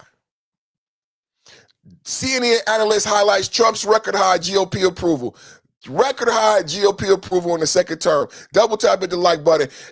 Eden compared Trump's 83% GOP approval to George Bush's 78% and Barack Obama's 76%, calling it his magic touch amid strong influence in Republican primaries, like his endorsement of Senator Darlene Graham in South Carolina, while Trump's overall approval sits at 37%, with independents at 30%. His backers have 100% of non-incumbent Senate primaries this year. The stat highlights his firm grip on the party base, even as broader challenges like the Iran war and economy persist. CNN analyst highlights Trump record high GOP second term. Double tap at the like button. More evidence. Y'all don't know what a lame duck looks like, and it's not Donald Trump. Double tap at the like button. Okay. 21st century own party approval rating about at this point in the second term. We got Trump, we got Obama, we got Bush. Look, they're all fairly popular, but the one who is the most popular, and we have seen this time in and time out, no matter when you look, is Donald John Trump. He's the only one who's over 80%. 83% of Republicans still approve of the job that Donald Trump is doing as president. He still has that magic touch. We'll see if it carries over to South Carolina, but we've seen it in primaries this year, Senate primaries, and that's because he is still a very popular man, historically popular. Okay, 21st century own party approval rating about at this point in the second term. We got Trump, we got Obama, we got Bush. Look, they're all fairly popular, but the one who is the most popular, and we have seen this time in and time out, no matter when you look, is Donald John Trump. He's the only one who's over 80%. 83% of Republicans still approve of the job that Donald Trump is doing as president. He still has that magic touch. We'll see if it carries over to South Carolina, but we've seen it in primaries this year, Senate primaries, and that's because he is still a very popular man, historically popular. Okay, 21st century. Historically popular. Number one popularity in America, the most popular second-term president. The most popular second-term president. These are numbers you can't get away from, Democrats. This is why we so bullish on 2026. This is why we so bullish on 2028. The most Donald Trump had to repost it himself. Donald Trump had to repost it himself. Donald Trump said these numbers so good. Time in and time out, no matter. I'm gonna repost it again, man. Donald Trump said and then keep in mind, Bush and Obama, as we look at this story, man, this is going viral right now. Fairly popular, but the one who is the most popular, and we have seen this time in and time out, no matter when you. One thing to keep in mind with this table and popularity is that Bush and Obama did not have the Iran war.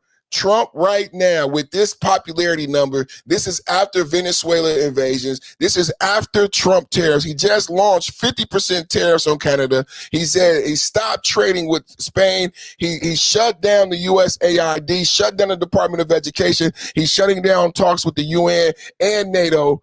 And we're in the Straits of Hormuz blocking oil for China and some of our best allies. And yet and still, Donald Trump has a higher approval rating of both of these second-term presidents. So I think these numbers should be put in context. I don't think CNN is going to do it. I don't think CNN is going to give us the proper context, but I'm going to give you the proper context of what is happening right now with this 83%. It's not just 83%. It's 83% why the Straits of Hormuz are in a blockade. It's 83% why Cuba has been in an embargo for 4 months, while hospitals in Cuba can't even deliver babies. This is 83% with us invading Venezuela and capturing the president of Venezuela, invading South America. You know what I like to say about Venezuela that people don't understand about Venezuela? Venezuela is in South America. I don't think it's talked about enough. I think people think Venezuela is in Mexico or in North America. No, Venezuela is in South America. We invaded South America, a South American sovereign country, and captured the president and brought him back without any casualties. Double tap at the like button. This 83% is with Venezuela. This 83% is with Cuba. This 83% is with tariffs. Can we have a real talk? This 83%, better than Obama, better than Bush, is including tariffs. So he's not going to give you the context because he's on CNN. He's forced to give you the truth. But the context is this is despite everything that they've told you and why they say people hate Trump. He has better numbers than Bush and Obama. Double tap the like button. 21st century own party approval rating, about at this point in the second term. We got Trump, we got Obama, we got Bush.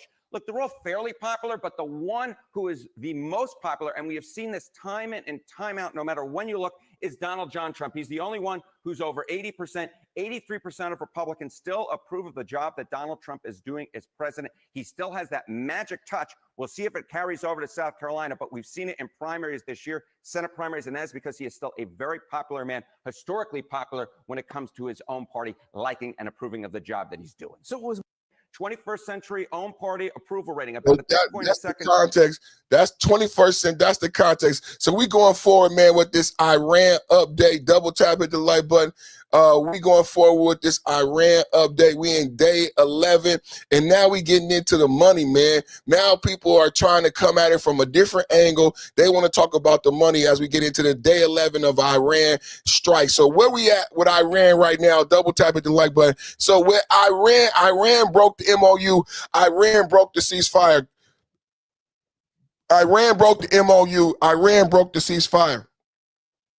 Iran had requested that we give them Iran had requested that we give them a break because they wanted to have a funeral. They wanted to bury Ayatollah Khomeini. Now, Trump says, and this was being disputed and refuted by liberal media outlets, Trump has said for months now that we took out the whole top leadership of the IRGC. People laughed at that. Come to find out, Trump was not lying. We took out the whole top brass, the whole top leadership of the IRGC. Double tap hit the like button.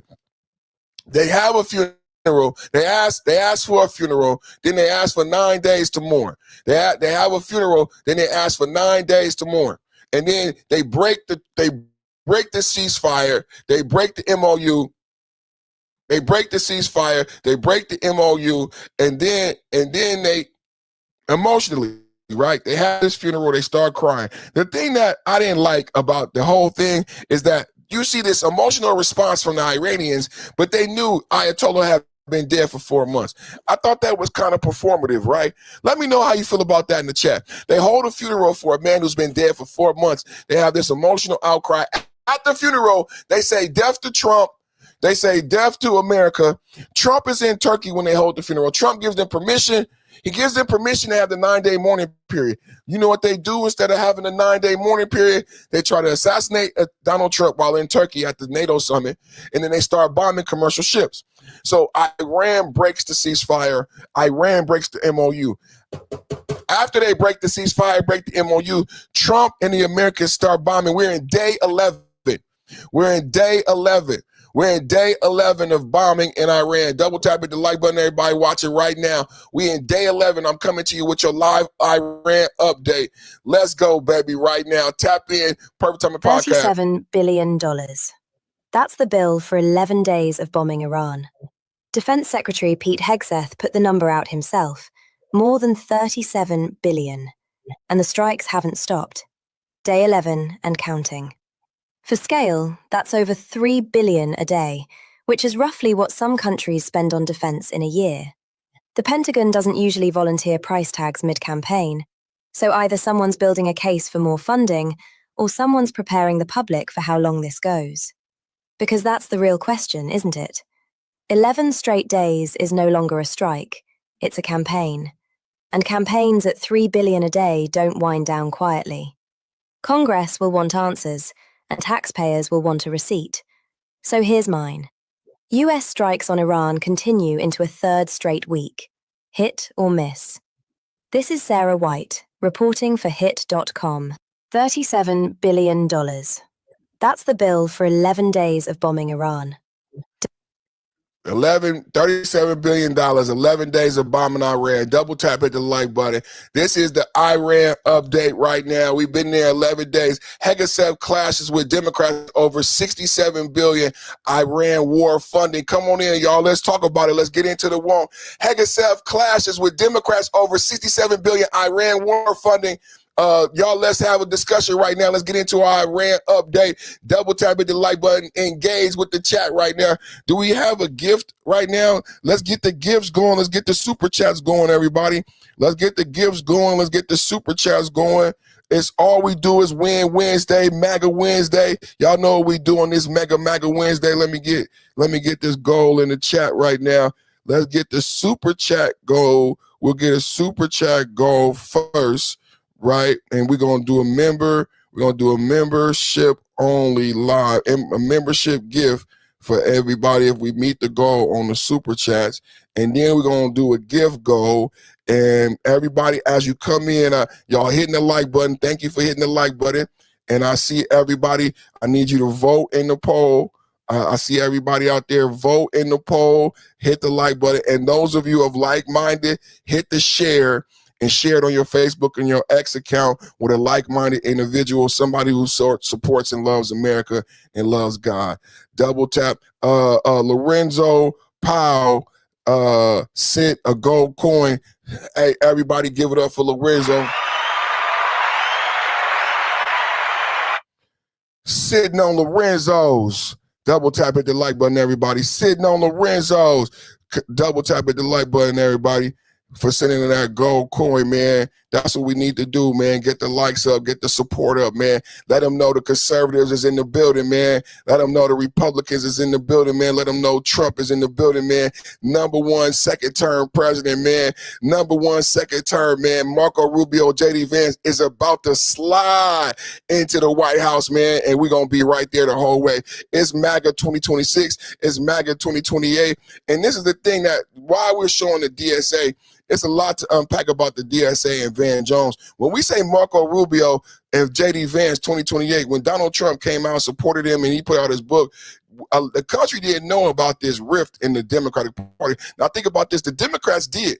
The Democrats knew that they were having these issues and that there was this separation occurring and they couldn't do anything about it. And a lot of times when I've been discussing Marco Rubio and J.D. Vance, I've been saying, who is the Democrats' candidate? It's kind of late for them to put forth a candidate. The candidate is going to be the same thing as Kamala. They're not going to have enough time to run, right? If they had a presidential candidate, you would know it by now. But you guys, doesn't it make sense now? Doesn't it make sense now why we haven't seen who the Democrats and the DNC is going to put up for president? Because they have a problem. They don't have a party right now. They are in an infight right now. And so they don't know who they're going to have run for president because they don't know who their party is. You got the DSA, and then you got the DSA, and then you got the DSA, and then you got the DNC. And Van Jones just came out the other day and said there's a big difference between the DSA and the DNC. I mean, so now it makes sense when I say there's no clear direction, there's no clear leadership. Now we see there's no clear direction because the DSA has a different platform. Right? There's dueling platforms in the Democratic Party right now.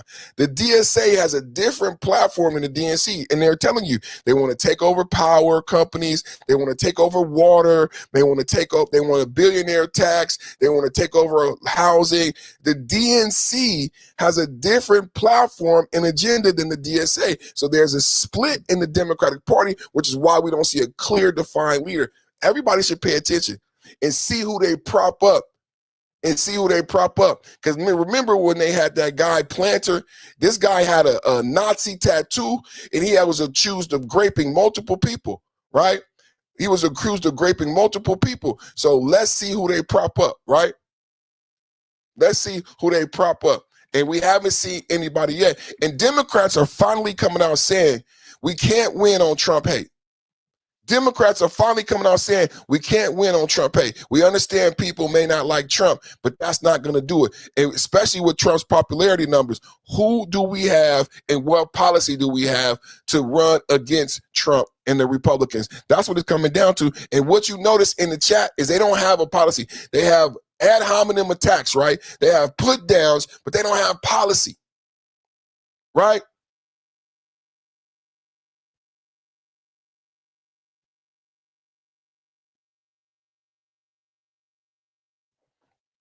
Double tap at the like button.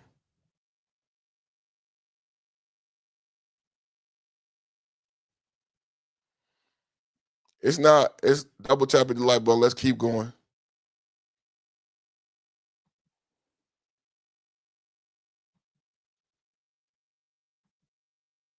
Hegseth defended an emergency $67 billion request to sustain U.S. military operations, including nightly strikes on Iran targets, disrupting the Strait of HORMUZ. The conflict stems from Operation Epic Fury, launched in February 2026 against Iran nuclear sites. The leadership, with the brief ceasefire now broken amid renewed threats, exchanges grew heated, with Hegseth accusing senators of neglecting troops while they pressed him on the war's progress. His past claims of Iran's military being destroyed, protesters interrupted, repeatedly calling actions illegal. Double tapping the like button. Pete Hegseth, baby, Department of War on Capitol Hill. Pete Hegseth, these are the real facts. Report them. I'll report them, Donald Trump. That's what we do here, is we report Trump news. Trump news, giving Democrats the boo blues, giving Democrats the boo blues. I reported Donald Trump, man. We going in, man. We going in. Double tapping the like button. Donald Trump said, report, these are the real facts, report them. Other presidents, Trump. Vietnam War, 58,000 dead. Korean War, 36,000 dead, 3 years. Vietnam War, 19 years. Iraq War, 9 years, 4,000 dead. Afghanistan War, 20 years. I told you he was in the war 20 years, 2,000 dead. Iran military conflict, not a war, 4 months, 18 dead. Venezuela war, 1 day, 0 dead. Double tap, hit the like button. This is the Donald Trump numbers. This is the Trump effect. This is the Donald Trump numbers. This is the Trump effect. Double tap, hit the like button, man. We going in, man. We going in. Yes, sir. Pete Hegseth on Capitol Hill talking about Iran and the billions of dollars requested. Remember the video I just played? Remember the video I just played on the Iran update? Hold on. Let's go back to this video. Before we go to Pete Hegseth, listen to this, and then we're going to go to Pete Hegseth talking about the money on Capitol Hill. Listen to this. $37 billion. That's the bill for 11 days of bombing Iran. Defense Secretary Pete Hegseth put the number out himself. More than $37 billion. And the strikes haven't stopped. Day 11 and counting. For scale, that's over $3 billion a day, which is roughly what some countries spend on defense in a year. The Pentagon doesn't usually volunteer price tags mid-campaign, so either someone's building a case for more funding, or someone's preparing the public for how long this goes. Because that's the real question, isn't it? 11 straight days is no longer a strike, it's a campaign. And campaigns at $3 billion a day don't wind down quietly. Congress will want answers, and taxpayers will want a receipt. So here's mine. US strikes on Iran continue into a third straight week. Hit or miss. This is Sarah White, reporting for Hit.com. $37 billion. That's the bill for 11 days of bombing Iran. Defense Secretary Pete Hegseth put the number out himself. More than $37 billion. And the strikes haven't stopped. Day 11 and counting. For scale, that's over $3 billion a day. So Pete Hegseth, that's how much that's the numbers. Let's Pete Hegseth on Capitol Hill about the numbers. Iran day 11. You heard it, $37 billion so far on bombing Iran for 11 days, $3 billion a day. Somebody said we was going to run out of bombs and run out of money. We ain't ran out yet. Double tap at the like button. We've been completely aware that the Strait of Hormuz could be closed, and obviously sinking their ships has not affected their ability to effectively close the straits. We had U.S. boats that surrendered to Iranian ships under the Biden administration. So their Navy was effective in expeditionary ways. We're talking about a war you started, not a situation in which oil was flowing freely.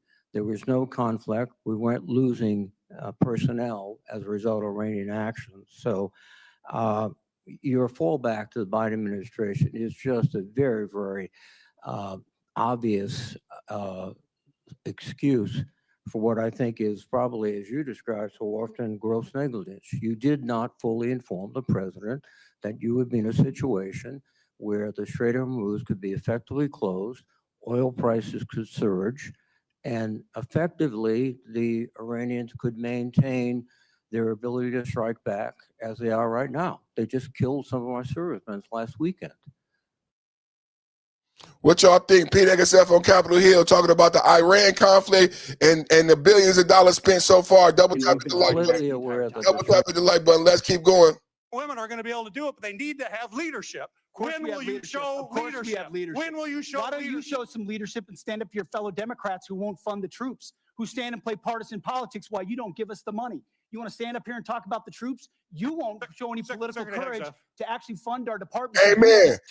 Amen. Syndrome Amen. Actually commit to anything meaningful. So I put this on you, Senator.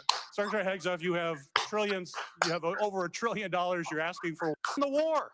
The men and women are going to be able to do it, but they need to have leadership. When will you show leadership? When will you show Why don't you show some leadership and stand up to your fellow Democrats who won't fund the troops, who stand and play partisan politics while you don't give us the money? You want to stand up here and talk about the troops? You won't show any political courage to actually fund our department because you have Trump derangement syndrome and can't actually commit to anything meaningful. So I put this on you, Senator. Secretary Hegseth, you have trillions, you have over $1 trillion you're asking for. I'll put it on him too. The men and women are going to be able to do it, but they need to have leadership. It's this performative bullshit. This performative bullshit. I'm tired of this performative bullshit. Pete Eggerself on Capitol Hill fighting for our troops. Double tap at the like button. This is rebuilding our military from what was not funded in the past under the Biden administration. So this is from 2026, one big beautiful bill, which helped move the president's priorities like Golden Dome for America, move away from all the woke priorities of what the Biden administration was pursuing, give us a chance to start cutting these deals on munitions, all the things that the president wanted us to focus on: shipbuilding, hypersonics. I mean, the Biden administration ignored hypersonics. They just decided to pretend like that technology didn't exist and we shouldn't invest in it. There are things, I don't know what Lloyd Austin did for 4 years. I really don't. Well, sure the amount of neglect, the amount of stale thinking and bureaucracy, it was staggering when we took over. So one big beautiful bill gave us a chance to get caught back up. Let me interrupt your speech for a minute, Mr. Secretary. It's my turn to ask questions.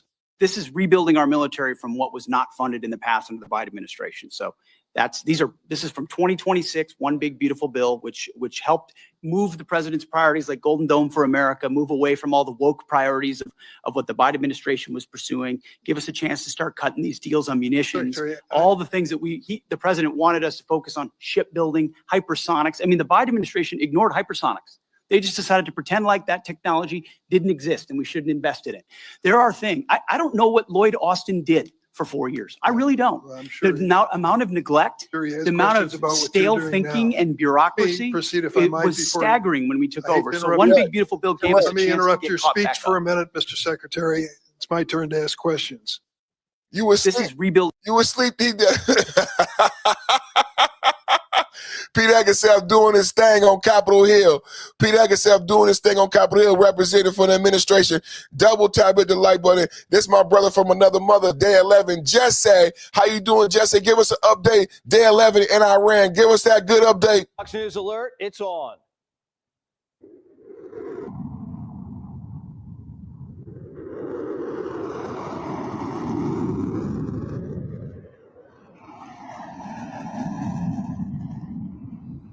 U.S. Central Command launching crippling strikes against Iran. Command centers, missile and drone launch sites, and air defense systems wiped out along the coastline. This new offensive aimed at pushing back what's left of the enemy's firepower far away from reaching the Strait. The commander-in-chief now calling his shots, like the Babe. How about these people? They're in this because of nuclear weapons, and they're trying to possibly reconstitute a site. We'll hit that site. Any site where they're even thinking about nuclear, we'll be hitting it very, very powerfully. Pickaxe Mountains in the crosshairs. The Israelis are leaking to the media that the Iranians moved centrifuges under the mountain after Operation Midnight Hammer obliterated their 3 main sites, AKA it's their little plan B, like 3-card Monte, if they ever get their hands on more uranium. Do you believe that Iran has moved nuclear centrifuges into Pickaxe Mountain? It doesn't mean anything unless they have the material. They don't have. We follow the material. That's where the action is, and we'll be hitting that area probably pretty soon. And there's not a thing they can do about it. The nuclear dusk has been buried. Their nuclear program's over. So what are they doing in an underground lair? And why is it 6,000 feet deep? Do we have the ability to destroy whatever is underneath Pickaxe Mountain? Senator, a lot of our capabilities are classified, but if anybody in the world can reach anything on God's green earth, it's the United States military, the most powerful military in the world. It's all about options and trade-offs. The option on the president's desk right now is an all-out war. That would include Pickaxe. Sources say Israel would come in to help deliver the final blow. The Israelis are already on high alert and preparing to go full scale. F-16s and F-35s are moving into theater, and refueling planes are being pre-positioned. The Iranians say they still want to negotiate, but talks are off. The United States says they're not coming back into the table until the Iranians show they're serious. Iran's been given every opportunity to negotiate, to show that they're reasonable on the Strait of Hormuz. But if they're going to shoot at commercial shipping, then we're going to hit them, as the president said, 10 times harder, which every night we're degrading them further and further. And the president has all the options necessary. If they want to talk, they can talk. Otherwise, they can deal with the War Department. The other option on the table, a 10-day ceasefire, a cooling off period, which the Iranians desperately need. Mr. President, there are no signs that Iran is ready to stop fighting. So what is the plan? Is the plan to just keep bombing until they give up? There are no signs. Why, do you know something that I don't know? Well, they continue to attack our allies and kill Americans. You don't know what the dialogue is behind the scenes, that they want to meet desperately to try and end it because they're getting decimated. You don't get that when you listen to your fake station. While we're dropping bombs, the commander-in-chief's playing diplomat.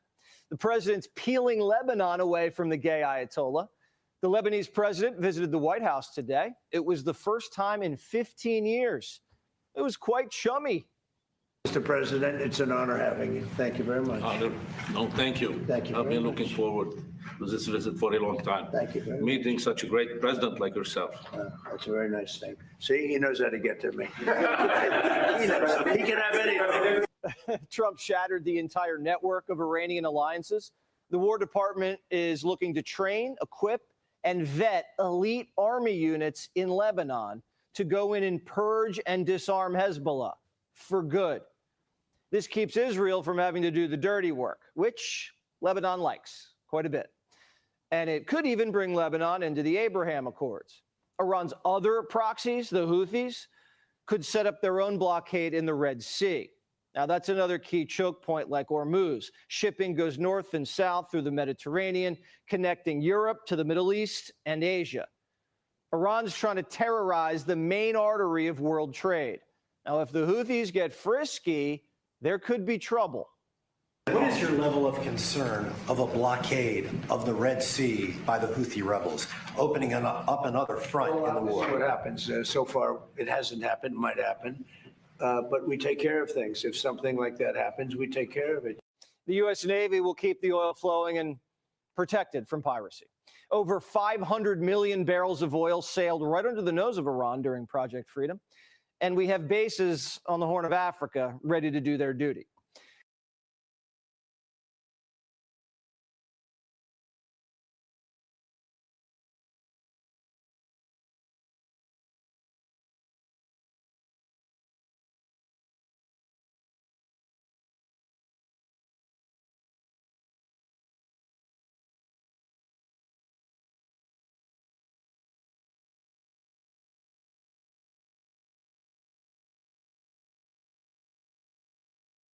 Hegseth testified today that we are in total control of traffic.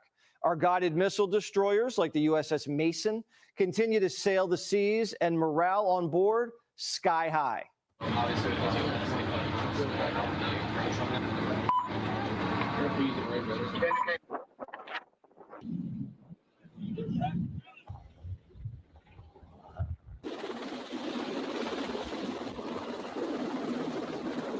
Iran's terrorizing the Strait because it's their only leverage. But they're going to lose that leverage, not just because of U.S. air power, but because Gulf countries are skipping the Strait.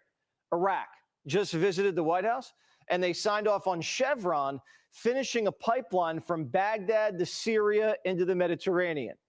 Iran won't be able to clip any tankers because the tankers will be off the coast of Greece. Chevron's also going to drill, baby, drill in southern Iraq. And ConocoPhillips just took a huge stake in Iraqi oil. Remember Trump said we should have taken the oil? Well, there you go. Starlink is going to start operating in Iraq. Even JP Morgan is going to open a Baghdad branch. Those deals are worth $60 billion. So we've pulled Iraq, Syria, and Lebanon away from the mullahs. And we're selling the Arabs $2 trillion in AI, plus weapons. Russia and China aren't even in the sandbox. The president setting the table. And now the Iranian economy is on the brink. We have found the money man for the Ayatollah, and we hope to soon be able to print his $100 million plus properties and show the addresses. Their currency has collapsed. It is at an all-time low versus the dollar. It's in free fall. And we think the inflation rate is upwards of 180%. Iran sugar daddy, China, alligator arms. Crude purchases down 4.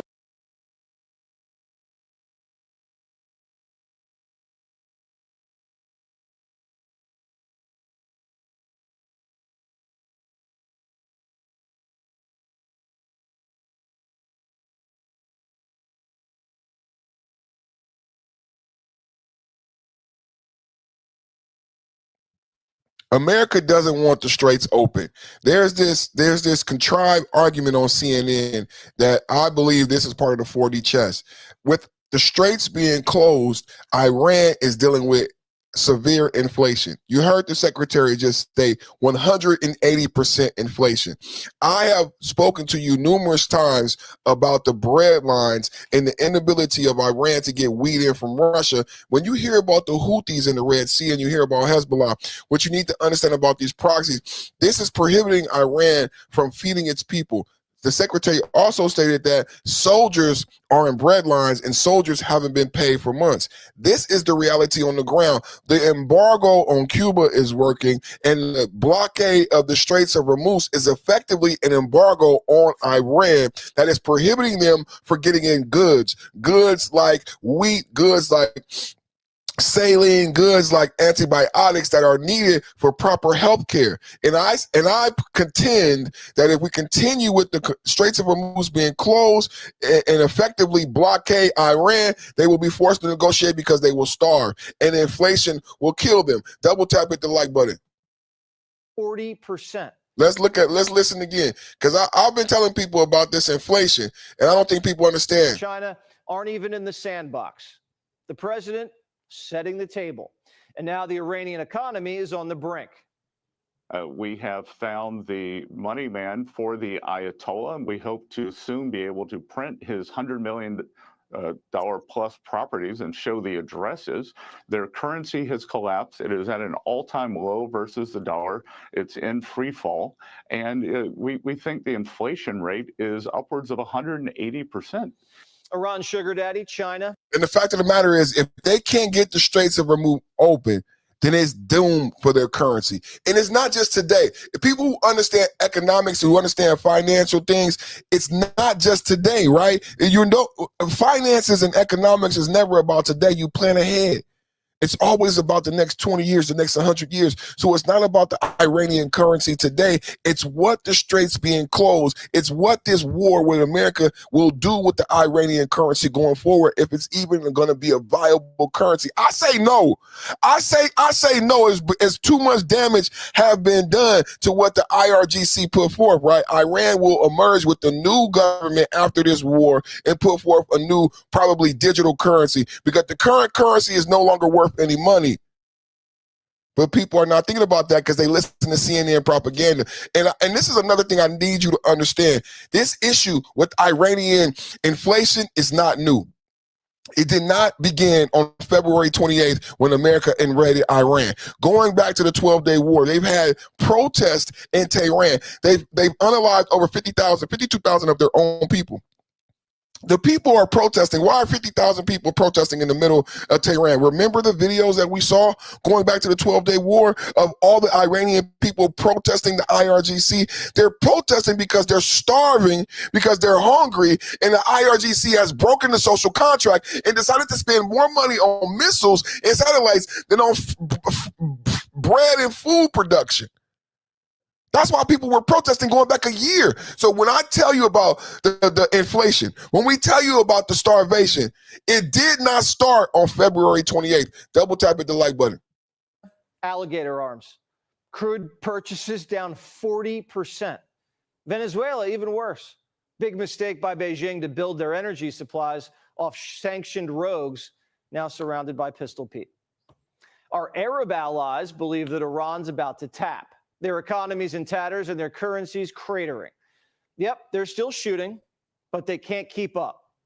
Iran is at the weakest point militarily it has ever been in the past decade. Certainly, maybe in 47 years, as they've gathered effectively a terror army. So I acknowledge they still have capabilities, no doubt.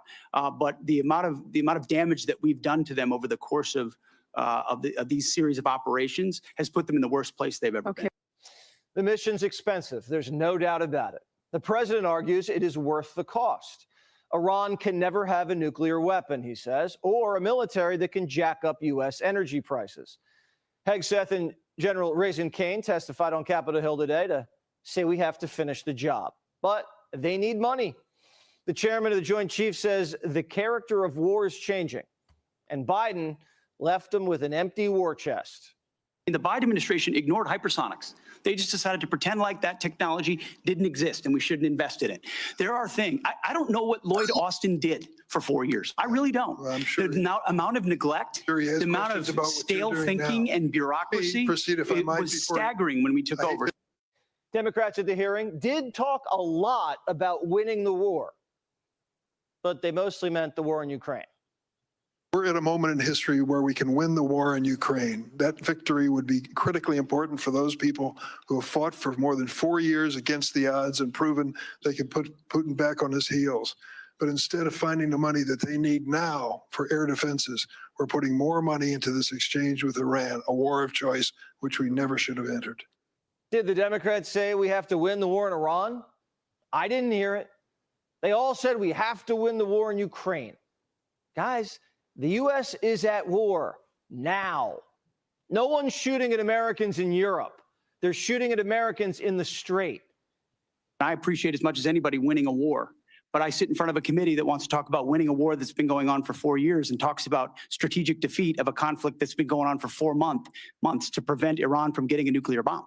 I would hope for some perspective in this town of the historic nature of what President Trump is undertaking. Do you want radical Islamists to have a nuclear bomb that can stare down the world? Because I have limited time. I don't understand. If you can't answer my question, then I will move on to my next question.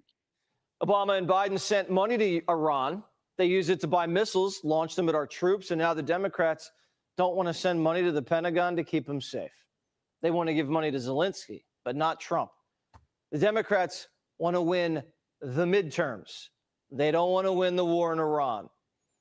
Now, it was back and forth all afternoon until Pete finally erupted. You don't have a strategy. You don't have a long-term plan to actually win this war. Win the war. The men and women are going to be able to do it, but they need to have leadership. When will you show leadership? When will you show leadership? Why don't you show some leadership and stand up to your fellow Democrats who won't fund the troops, who stand and play partisan politics while you don't give us the money? You want to stand up here and talk about the troops? You won't show any political courage to actually fund our department because you have Trump derangement syndrome and can't actually commit to anything meaningful.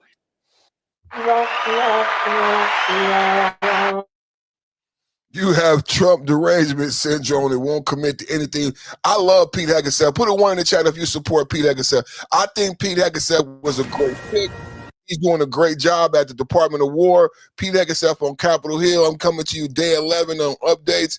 Day 11 on updates. Pete Hegseth just called out by the brave protester. Double tap, hit the like button. Pete Hegseth on Capitol Hill getting funding for our brave troops. We support the troops. God bless the troops. And God bless Pete Hegseth. I like that right there. That United States red, white, and blue. Can I get red, white, and blue on the chat? Man, this is one of the greatest Department of War leads ever. Let's go, Pete. 1.5 trillion.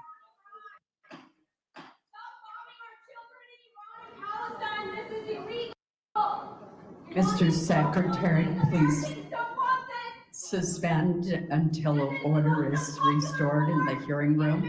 We will begin the timing clock since you've been interrupted twice.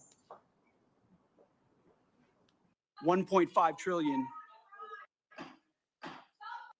So the liberals let in protesters. I don't understand how she got in, why she wasn't arrested, but the liberals let in protesters. Pete Hegseth on Capitol Hill testifying on behalf of the president. Thank you, Madam Chair, and thank you all for your testimony. And General Kane, let me just begin by expressing on behalf of all Georgians our immense gratitude and admiration for the service members who are making. Let's keep going. Who is this? Secretary Hegseth going off on the Senate for prioritizing funding for Ukraine over the American military. Yeah, they don't like that Ukraine conversation because they know who started the Ukraine, and they never like to talk about how and why do we even get into a conflict in the Ukraine with the nuclear power Russia. Double tap at the like button. Thank you for that question. Sometimes we forget recent history, which under the Biden administration, there were 5 supplemental requests for Ukraine, which almost every member of this body voted for to send rapidly in a bipartisan fashion for something that this committee and the administration deemed to be urgent. President Trump may take a different view, but that was the view of the Biden administration. And real quick, wouldn't you say it would be urgent to make sure that our men and women in uniform right now have everything that they need? I would argue providing for American men and women as opposed to Ukrainian men and women is a higher priority for the United States Senate. So 5 supplementals.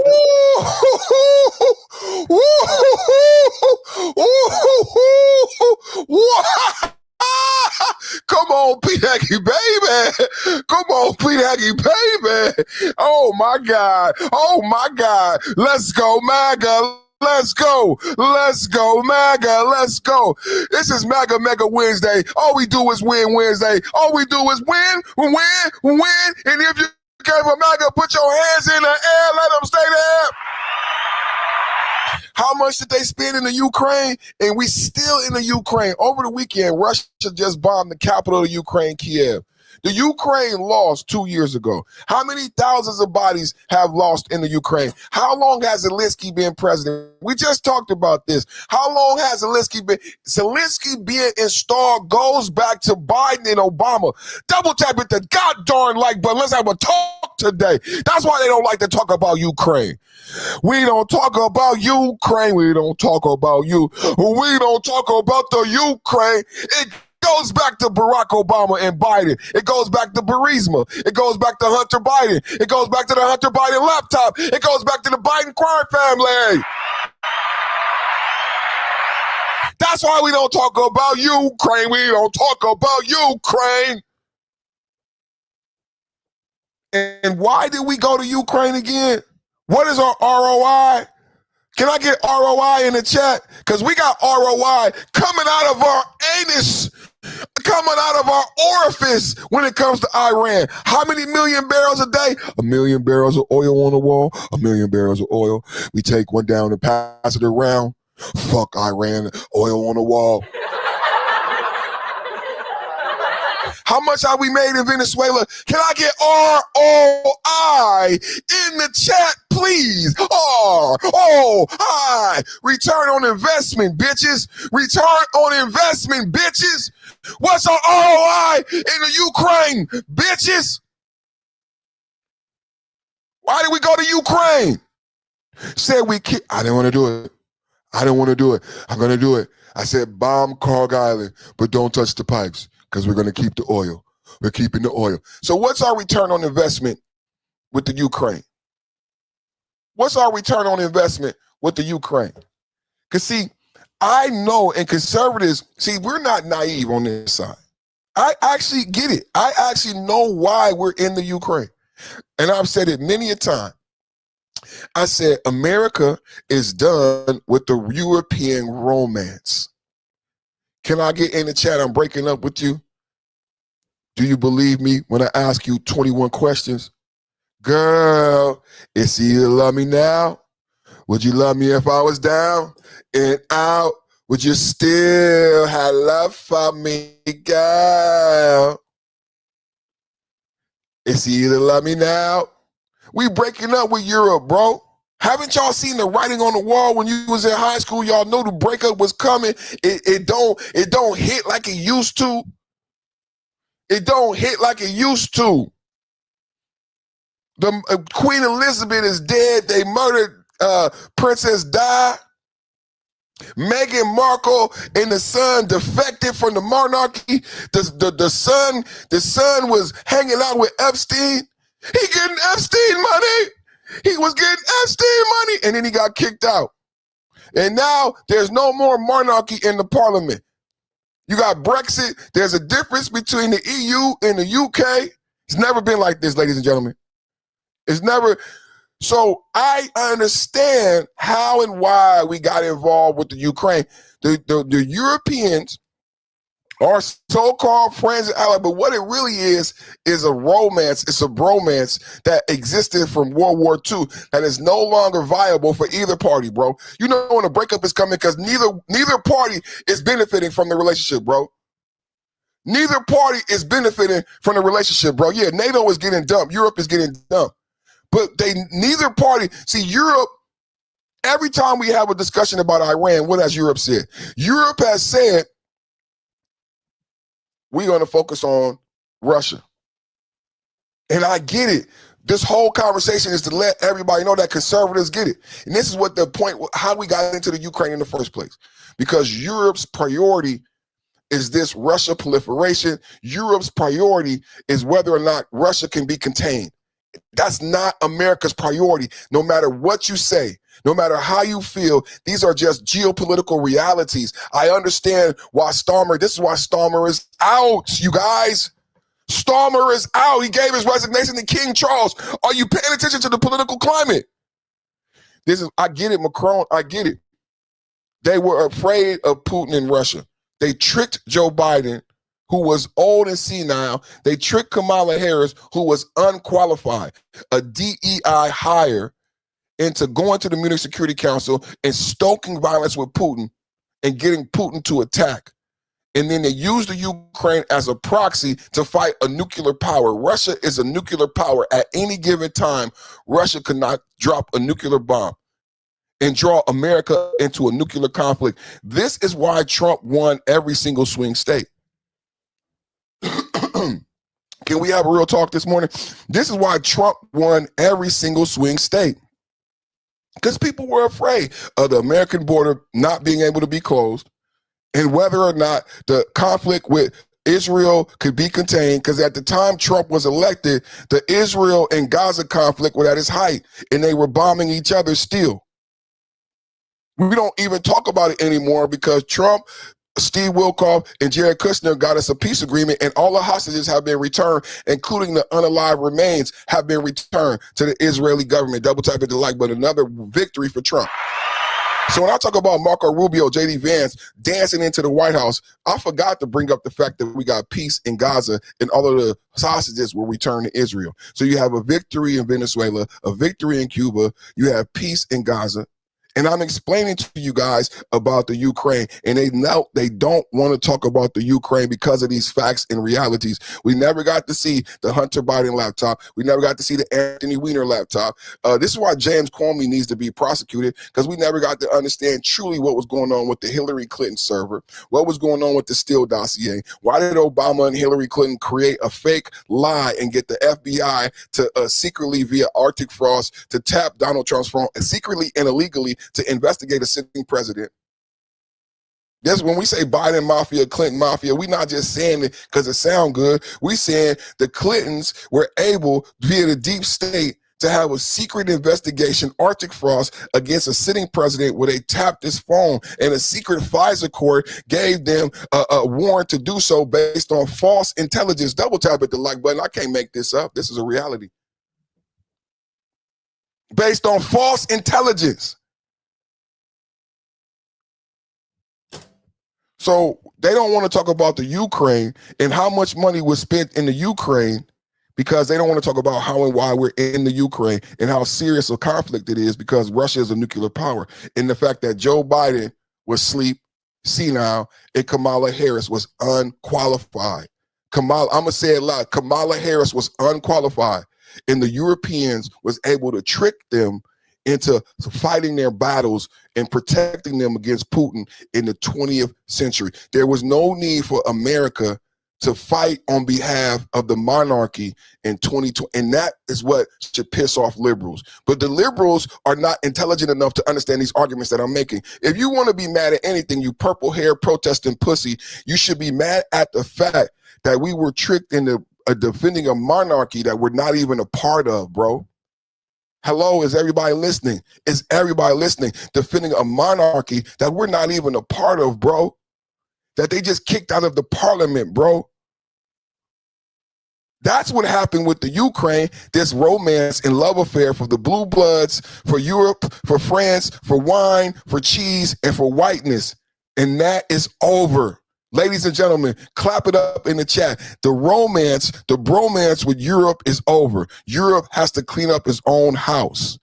And it makes sense. It's not us turning our back on our allies. An ally is like Israel, who has nuclear weapons and who can support us in a fight. Europe didn't help us with the basis, and Europe is not nuclear-wise or weaponized to the point where they can help us in the conflict against Iran. I hope everybody saw that in this conflict. They can't help us. Even if they wanted to, they couldn't because they don't have it. We breaking up with you, Europe. We breaking up with you. Listen to my brother, Pete Eggerson. Well, thank you for that question. Sometimes we forget recent history, which under the Biden administration, there were 5 supplemental requests for Ukraine, which almost every member of this body voted for to send rapidly in a bipartisan fashion for something that this committee and the administration deemed to be urgent. President Trump may take a different view, but that was the view of the Biden administration. And real quick, wouldn't you say it would be urgent to make sure that our men and women in uniform right now have everything that they need? I would argue providing for American men and women as opposed to Ukrainian men and women is a higher priority for the United States Senate.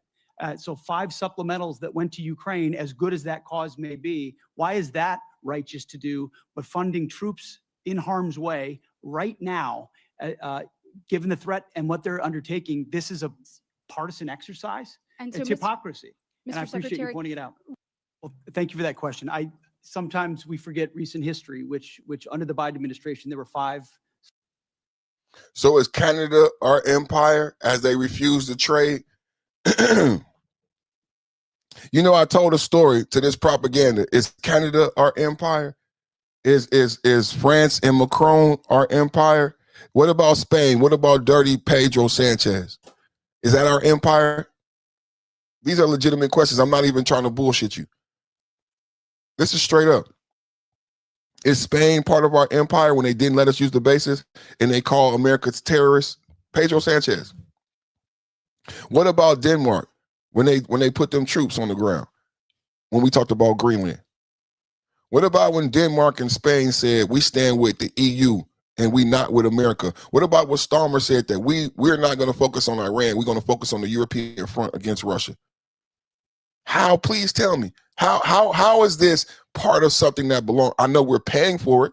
I know you're like a spoiled little girlfriend, a little bitch, and I buy you nice little flowers, and you still want me to buy you flowers and candy like a little bitch. But I said ROI. What do I get? See, when you say dismantling our empire, you mean we pay for you, and we treat you like a little bitch, and we protect you like a little bitch, and we pay for you.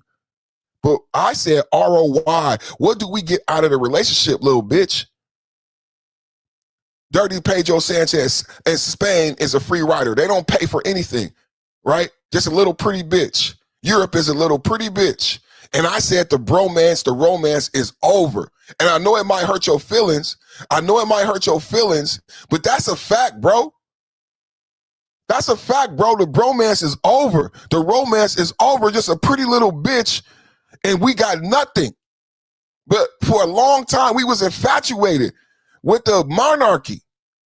But you guys, you know what's true is you did it to yourself because America was in love with the monarchy. And then you murdered Princess Di. See, you shit on the monarchy. You had the prince over here fucking with Epstein. Then he got caught on the camera and lied, fucking with little girls. This is the monarchy in Africa. You did all this bullshit in Africa. So you put poison in the mouth and minds of the world because the monarchy wasn't shit. Y'all never recovered from the murder of Princess Di. Y'all didn't handle it well. Can we have a talk? Y'all never recovered from the murder of Princess Di. The globe was in love with her. Y'all murdered her, and you never talked about it again. And it plagued you all the way to her son. See, everybody, this is a powerful talk we're having right now. See, you thought you could get away with it, right? This is why the love affair is over. This is why the love affair is over, right? You thought you could get away with it, right? And and the world was able to be propagandized, but Princess Di had 2 sons. And now King Charles is president. I mean, now Prince Charles is the king. When I was a kid, it was Princess Di and Prince Charles. Now Prince Charles is the king. And his sons, Diana's sons, are the heirs to the throne. Double tap at the like button. And they murdered their mother. And they thought it would never come back up. But these boys didn't forget. And he married a black woman and left to America. like we could talk a lot, but you know what it meant when he married a black woman and he went to America? I'm not trying to, this is really complex geopolitical conversation when I talk about America and the fall of the monarchy and America no longer being in love with Europe, and this is the fall of NATO and the UN. When I tell you about Pedro Sanchez, if you don't know who Pedro Sanchez is, if you don't know about Spain, if you don't know the relationship between America and NATO going back to the first Trump administration, then you may miss a lot of this. You may miss a lot of this. And I know you don't want to talk about it because your TDS doesn't let you talk about it, because the Ukraine and the NATO and the European romance, it doesn't help you, because it all goes back to Obama. It's in the chat. It all goes back to Obama. It goes back to Hillary. It goes back to Biden. See, what happened was the world fell out of love with the monarchy, and it was the monarchy's fault. It was the monarchy's fault, and we never talk about what it really meant when Meghan Markle came in, and Meghan Markle was the last blow. Can we have a real talk? I don't want to be partisan. I don't want people to be upset. I want to have intellectual debate. Meghan Markle was the last thing. They blew it up. That was the end. Now they're not even in the parliament. It used to be the monarchy had an automatic seat in the parliament. When you were born, they kicked them out. Did y'all know that? I'm not just having this talk, man. We having a real talk. They kicked them out of the parliament.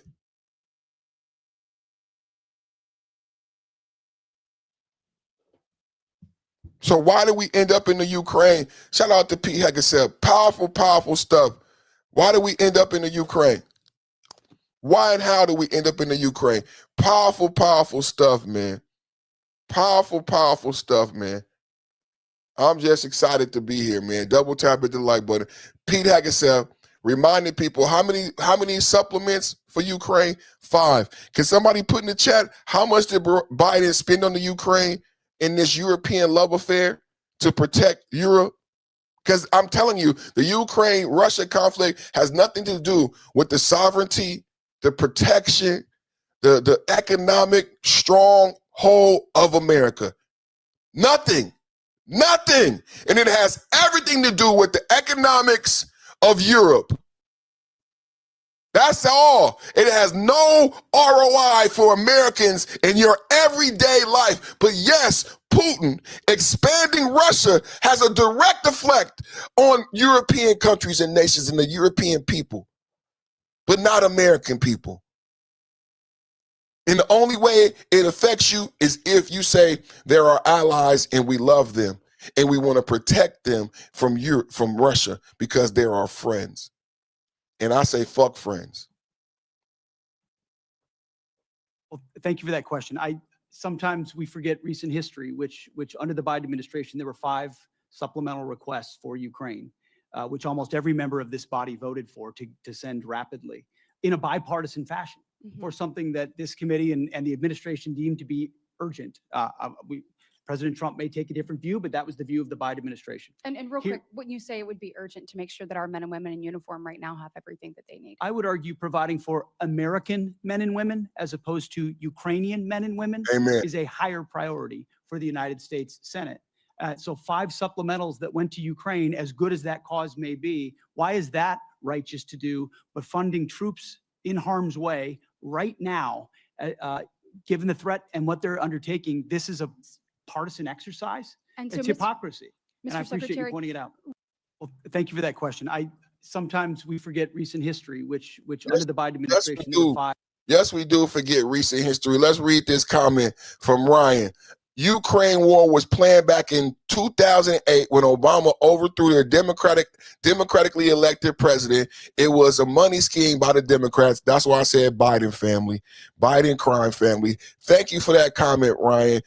Some people, like Pete Hegseth just said, forget recent history. I don't know why. I think it's purposely convenient. I think they call it willful ignorance, Ryan. I think they call it willful ignorance on the side of the dumb Dems. Well, thank you for that question.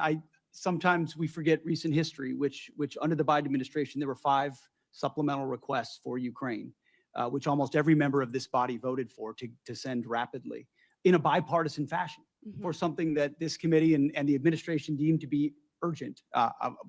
President Trump may take a different view, but that was the view of the Biden administration. and real quick, wouldn't you say it would be urgent to make sure that our men and women in uniform right now have everything that they need? I would argue providing for American men and women as opposed to Ukrainian men and women is a higher priority for the United States Senate.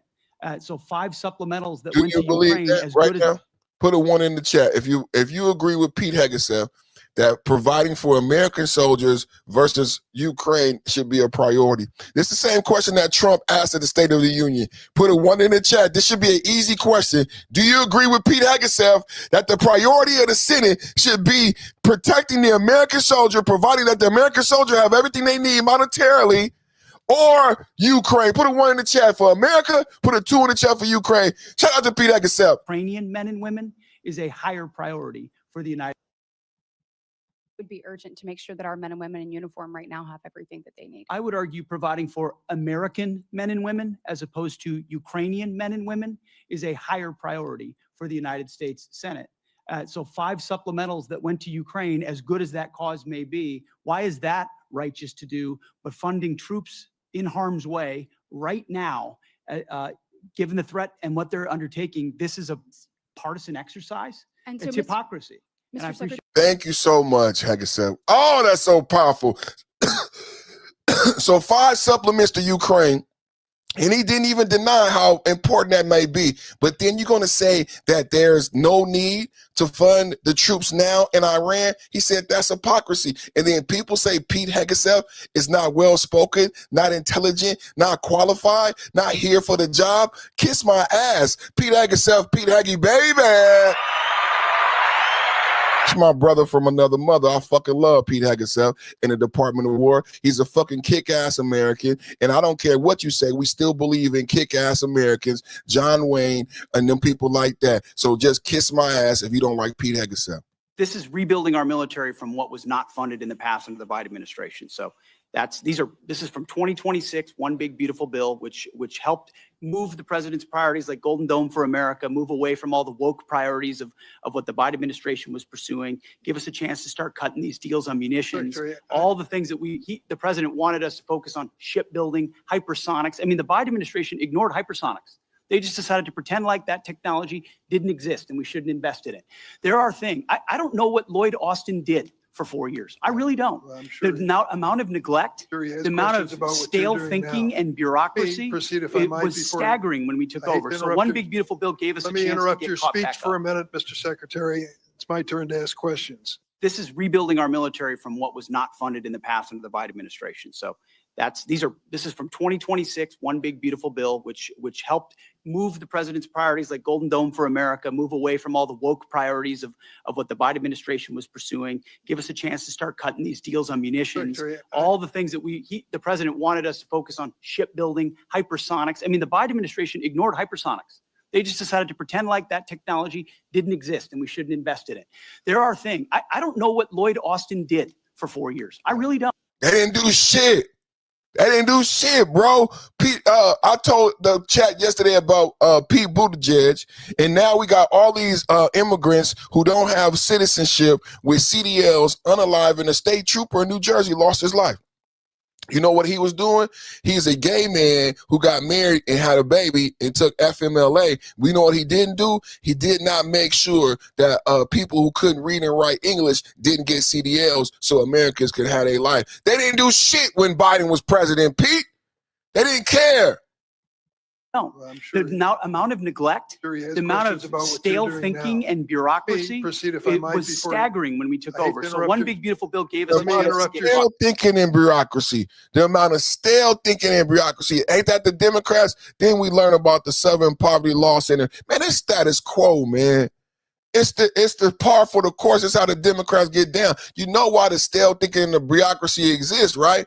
It's to keep the money flowing. Money, money, money, money. Do you know the DNC still has $35,000 of Jeffrey Epstein money? Jeffrey Epstein never gave money to a Republican or to the RNC. The DNC, he gave money to the DNC, Democratic Senator Stacey Plaskett, and they still have $35,000 of Jeffrey Epstein money.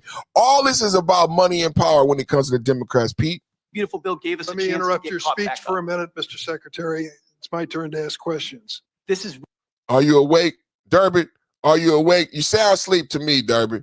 Durbin is actually asleep. Durbin is actually asleep. This is a guy going at Pete. Let's see. Do you think he does a good job? They said he went at Pete. Senator Ossoff, you need to go take your ass off. Sit down. Already said Iran's military was destroyed and combat ineffective. You said, quote, Operation Epic Fury was a historic and overwhelming victory. You said Iran's military had been rendered, quote, combat ineffective for years to come. And you stated we had, quote, achieved every single objective. Were those accurate statements?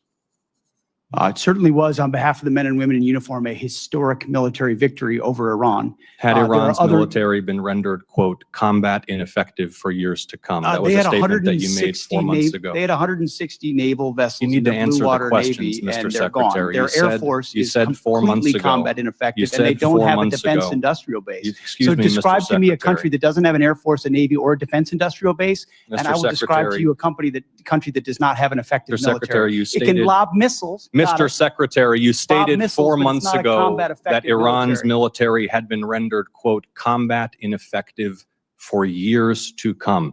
Has Iran's military been for the last 4 months combat ineffective? It's been set back not just years, but likely decades. I agree, man, and I got the numbers to support that. How much is going to cost to rebuild? Anybody know how much it's going to cost to rebuild in the Ukraine? $589 billion. You know how much it's going to cost to rebuild in Iran? Over $300 billion. We only been there 4 months. Already said Iran's military was destroyed and combat ineffective. You said, quote, Operation Epic Fury was a historic and overwhelming victory. You said Iran's military had been rendered, quote, combat ineffective for years to come. And you stated we had, quote, achieved every single objective. Were those accurate statements? It certainly was, on behalf of the men and women in uniform, a historic military victory over Iran. Had Iran's military been rendered, quote, combat ineffective for years to come? That was a statement that you made 4 months ago. They had 160 naval vessels. You need to answer the questions, Navy, Mr. They're gone. Secretary. Their Air Force is completely combat ineffective, and they don't have a defense industrial base. So describe to me a country that doesn't have an Air Force, a Navy, or a defense industrial base, and I will describe to you a country that does not have an effective military. It can lob missiles. Mr. Secretary, you stated 4 months ago that Iran's military had been rendered, quote, combat ineffective for years to come. Has Iran's military been for the last 4 months combat ineffective? It's been set back not just years, but likely decades. I agree, not just years, but likely decades. Pete Hegseth on Capitol Hill. It's only a hill. Already said Iran's military was a Pete Hegseth on Capitol Hill. Going after that big money, man.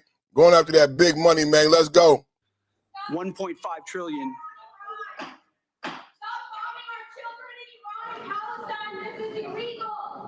Mr. Secretary, please. Arrest her! Until order is Put that bitch in cuffs. Don't say my dog. Get that bitch off.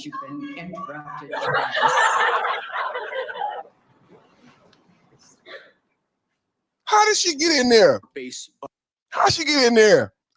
I make America look bad, y'all. I make America look bad. Look at this shit. Budget request. 1.5 trillion.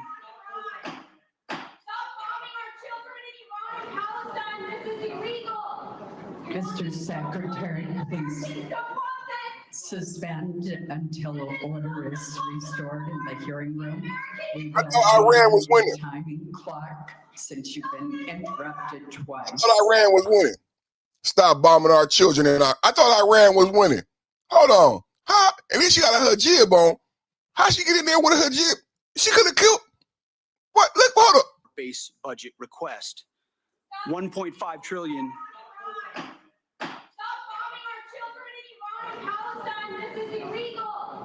Mr. Secretary, please suspend until order is restored in the hearing room.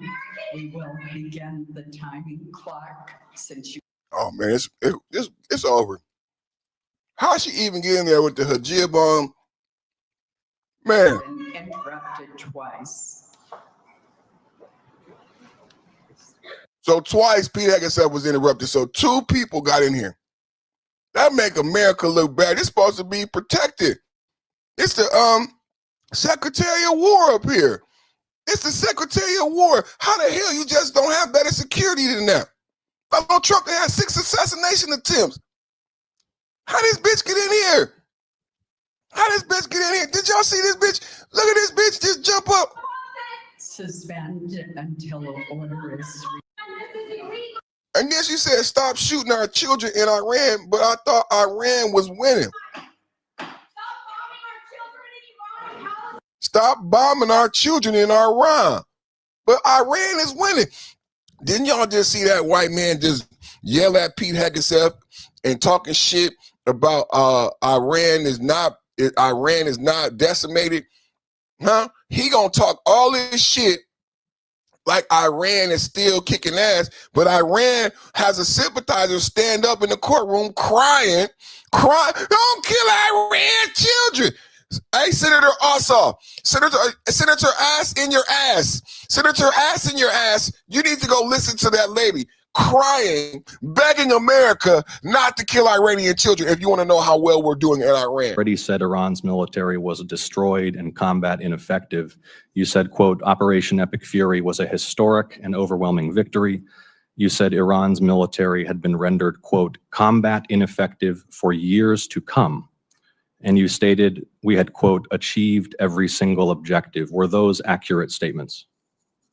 It certainly was, on behalf of the men and women in uniform, a historic military victory over Iran. Had Iran's military been rendered, quote, combat ineffective for years to come? That was a statement that you made 4 months ago. They had 160 naval vessels you need to in the answer Blue Water the questions, Navy, Mr. and they're gone. Secretary. Their Air Force you is said 4 months completely ago. combat ineffective, and they don't have a defense industrial base. Excuse So me, describe Mr. to me a Secretary. country that doesn't have an Air Force, a Navy, or a defense industrial base, and I will Mr. describe to Secretary. you a country that does not have an effective Mr. military. Secretary, you It stated, can lob missiles. Got Mr. it. Secretary, you stated missiles, 4 but it's months not a ago combat that effective Iran's military. military had been rendered, quote, combat ineffective for years to come.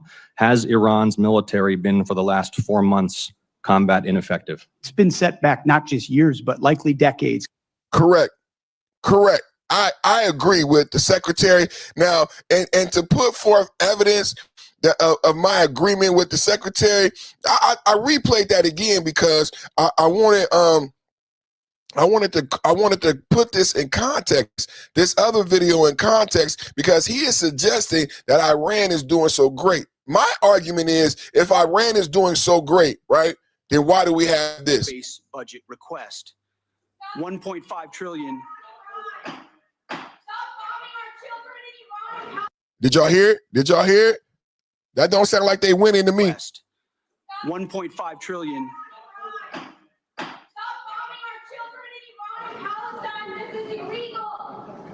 So America is spending $3 billion a day. We're in 11th days of bombing, and Iran is whining and crying. Iran is whining and crying, but CNN has the propaganda to make American people think Iran is somehow viable contenders and can compete with America. It's not happening, y'all. Iran cannot compete with America. This is what Iran is doing. Propaganda, whining, bitching, and moaning while we drop billions of dollars of bombs over Baghdad. Don't pull the gun out if you ain't ready to bang. Bombs over Baghdad. if you ain't ready to bang, bombs over Baghdad. Don't whine and cry now, bitch. Don't whine and cry now, bitch. Shit. 5 trillion.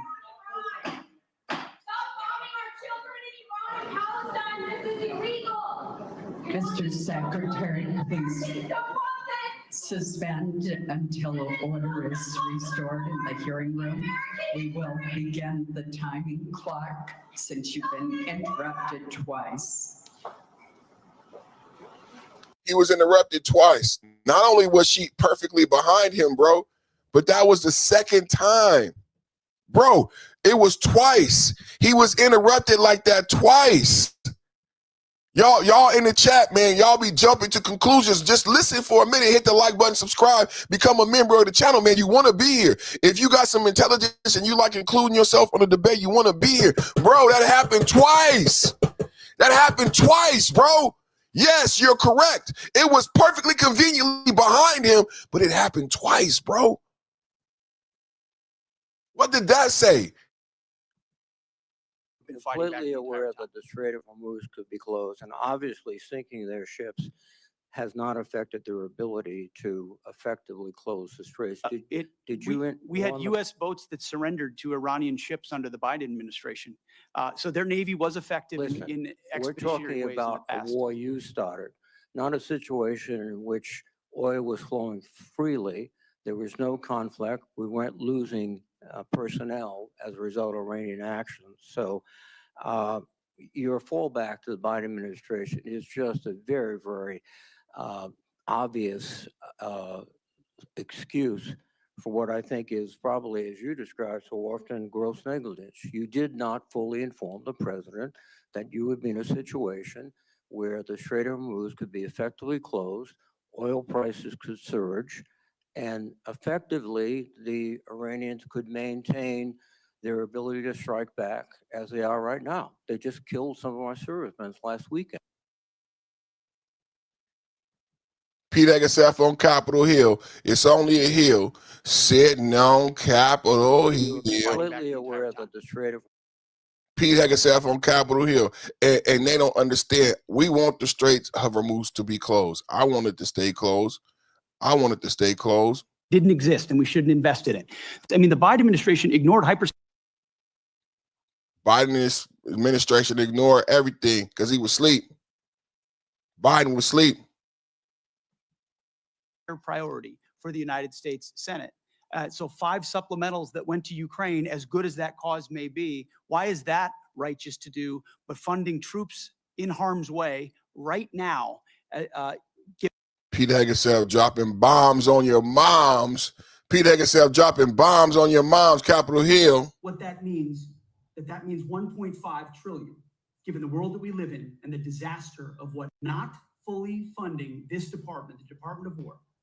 And we know what that means, that means 1.5 trillion, given the world that we live in and the disaster of what the Biden administration budgets gave us. Not funding this department at 1.5 trillion, I believe, is the greatest threat that our nation faces. Either we invest in our warriors at this moment of step change on the battlefield and growing threats, or this is all just talk. Somebody in my chat, man. Somebody in my chat was very intelligent. And when they had already researched this is not the first time Pete Hegseth has talked about this money. Somebody in my chat said, with the drone technology and military advances, the U.S. military needs this money, especially after defund rhetoric in the Biden administration. So my argument in support of Pete Hegseth and my intelligent chat room, shout out to my chat, W chat, is take a look at when we bombed the latest Navy, when we bombed the Iran naval base.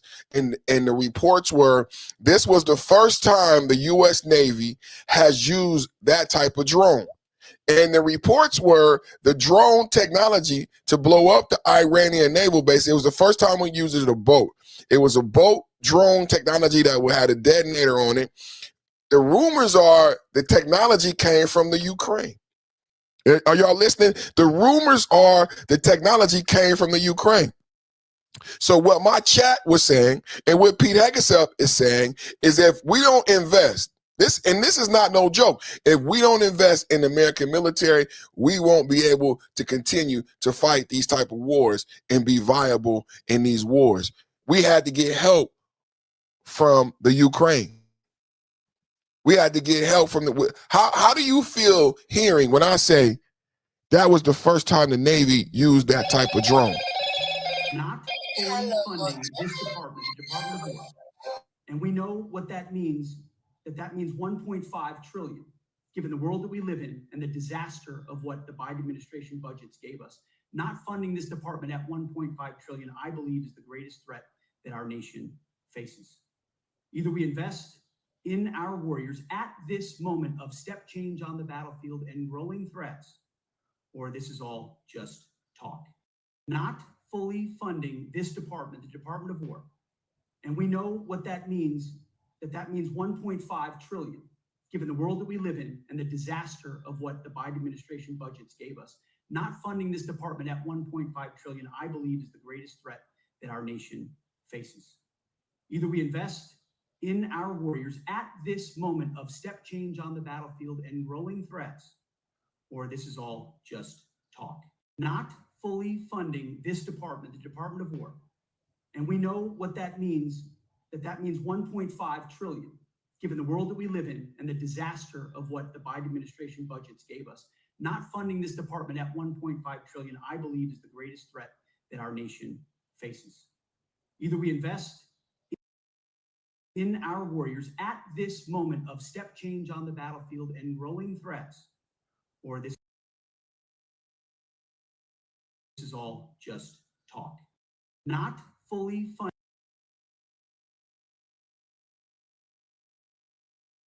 That unlocks our third reconciliation bill, which of course is Republicans' best shot to get as much of the Save America Act into law as possible, in addition to funding our national defense and our farmers.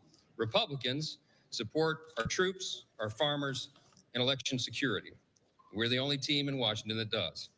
Many of you doubted our success. Many of you standing around me in the Skaggle right now said, let me read you a sample of the headlines. Quote, House Republicans face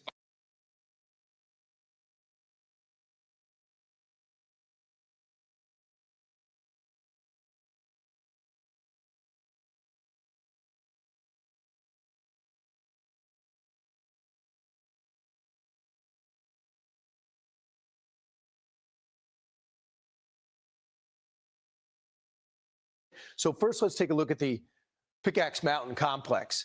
The ventilation shaft might be a good way in. That's where we went in to the Natanz nuclear complex there. You open up the shaft and you follow it up with another rocket right on top of that. Believe it or not, they can do it with very little problems. But this is roughly, for us, it seems blurry and hard to distinguish. For the satellite experts, and what they are seeing is actually very deliberate and easy to detect. The Natanz nuclear site. This is the way it did look. After we hit it, this is how it was obliterated. What will we use? The GBU-57. Now, it can only go down 200 feet, but if you go down 200 feet and then follow right away with another one that go another 200 feet, maybe you can make some damage to this Pickaxe complex, which is very much a mystery. So these are some of the things that we have to do and we have to handle if we're going to handle Iran's nuclear program. So first, let's take a look at the Pickaxe Mountain complex. The ventilation shaft might be a good way in.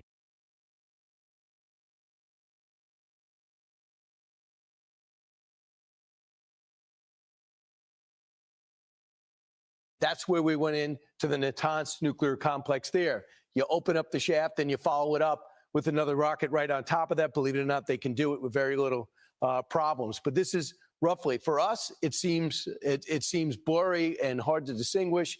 For the satellite experts, and what they are seeing is actually very deliberate and easy to detect. The Natanz nuclear site. This is the way it did look. After we hit it, this is how it was obliterated. What will we use? The GBU-57. Now, it can only go down 200 feet, but if you go down 200 feet and then follow right away with another one that go another 200 feet, maybe you can make some damage to this Pickaxe complex, which is very much a mystery. So these are some of the things that we have to do and we have to handle if we're going to handle Iran's nuclear program.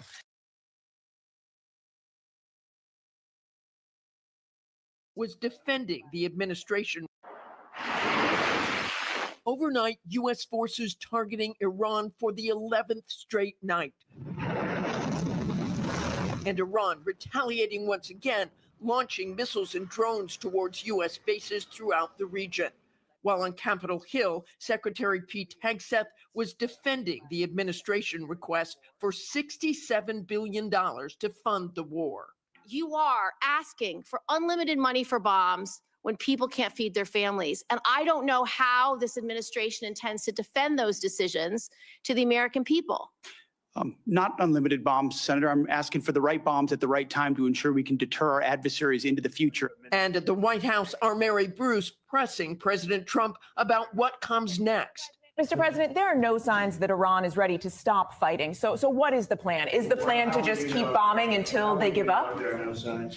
Why, do you know something that I don't know? Well, they continue to attack our allies and kill Americans. Trump insisting that the Iranians want to meet, something he has said many times before. I will tell you, they want to desperately meet. And until they're ready to meet in a meaningful way, we have no interest. 18 service members have now died in this conflict, including those 4 killed since Friday. This morning, the Pentagon identifying the 4th soldier who died in the last week. She is 28-year-old Sergeant Angel Rampersad of Ozone Park, New York. The youngest killed was 19-year-old Isabella Gonzalez from Texas. Her high school friends shot. Having to look through photos, you know, all the good memories. It's just, I can't even put it into words. How heartbreaking it is to get the news that my really good friend, you know, she's not here anymore. And I didn't even get to see her. I didn't even get to say bye. And the wife of 30-year-old Sergeant Michael Swinton of North Carolina telling ABC News he was an amazing husband and father to his 2 young children. The father of 25-year-old First Lieutenant Tyler Feehan tells ABC, "Our hearts are shattered," calling his son and the others who were killed our heroes. The remains of the soldiers will arrive at Dover Air Base for the so-called dignified transfer later this morning. President Trump will be in attendance.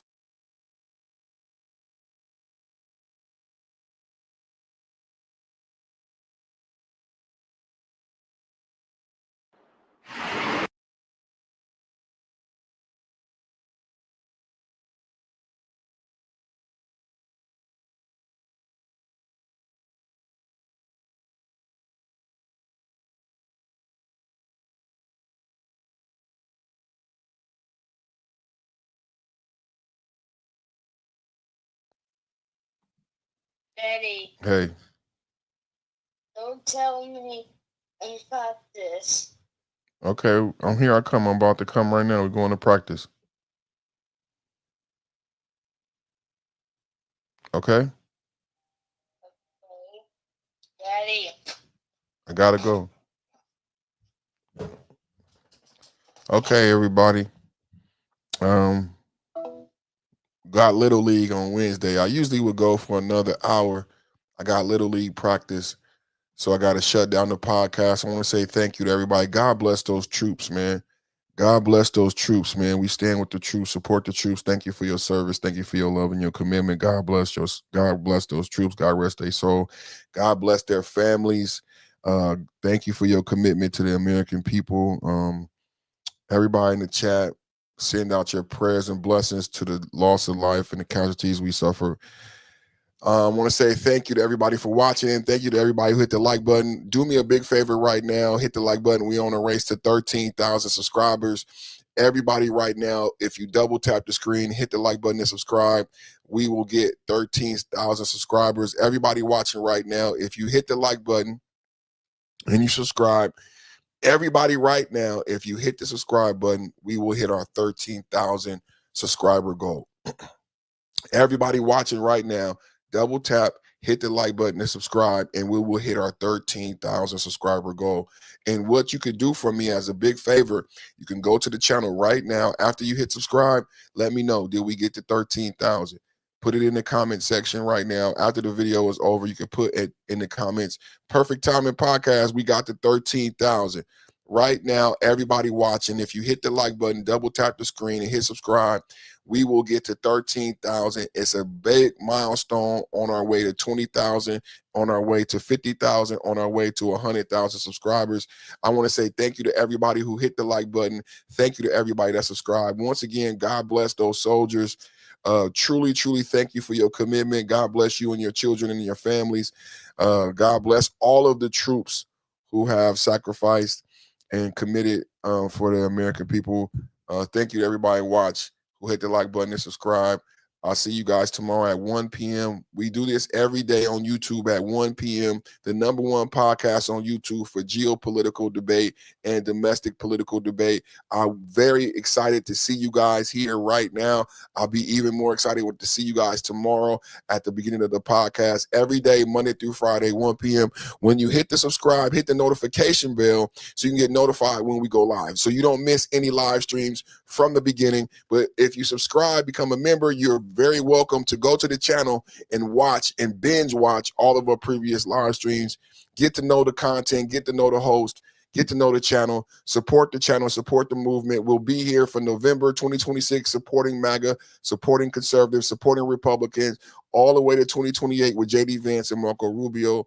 So I'm excited to see you, and I'll be excited to see you there. I'll see you guys tomorrow, 1 p.m. Perfect Timing Podcast, and we out.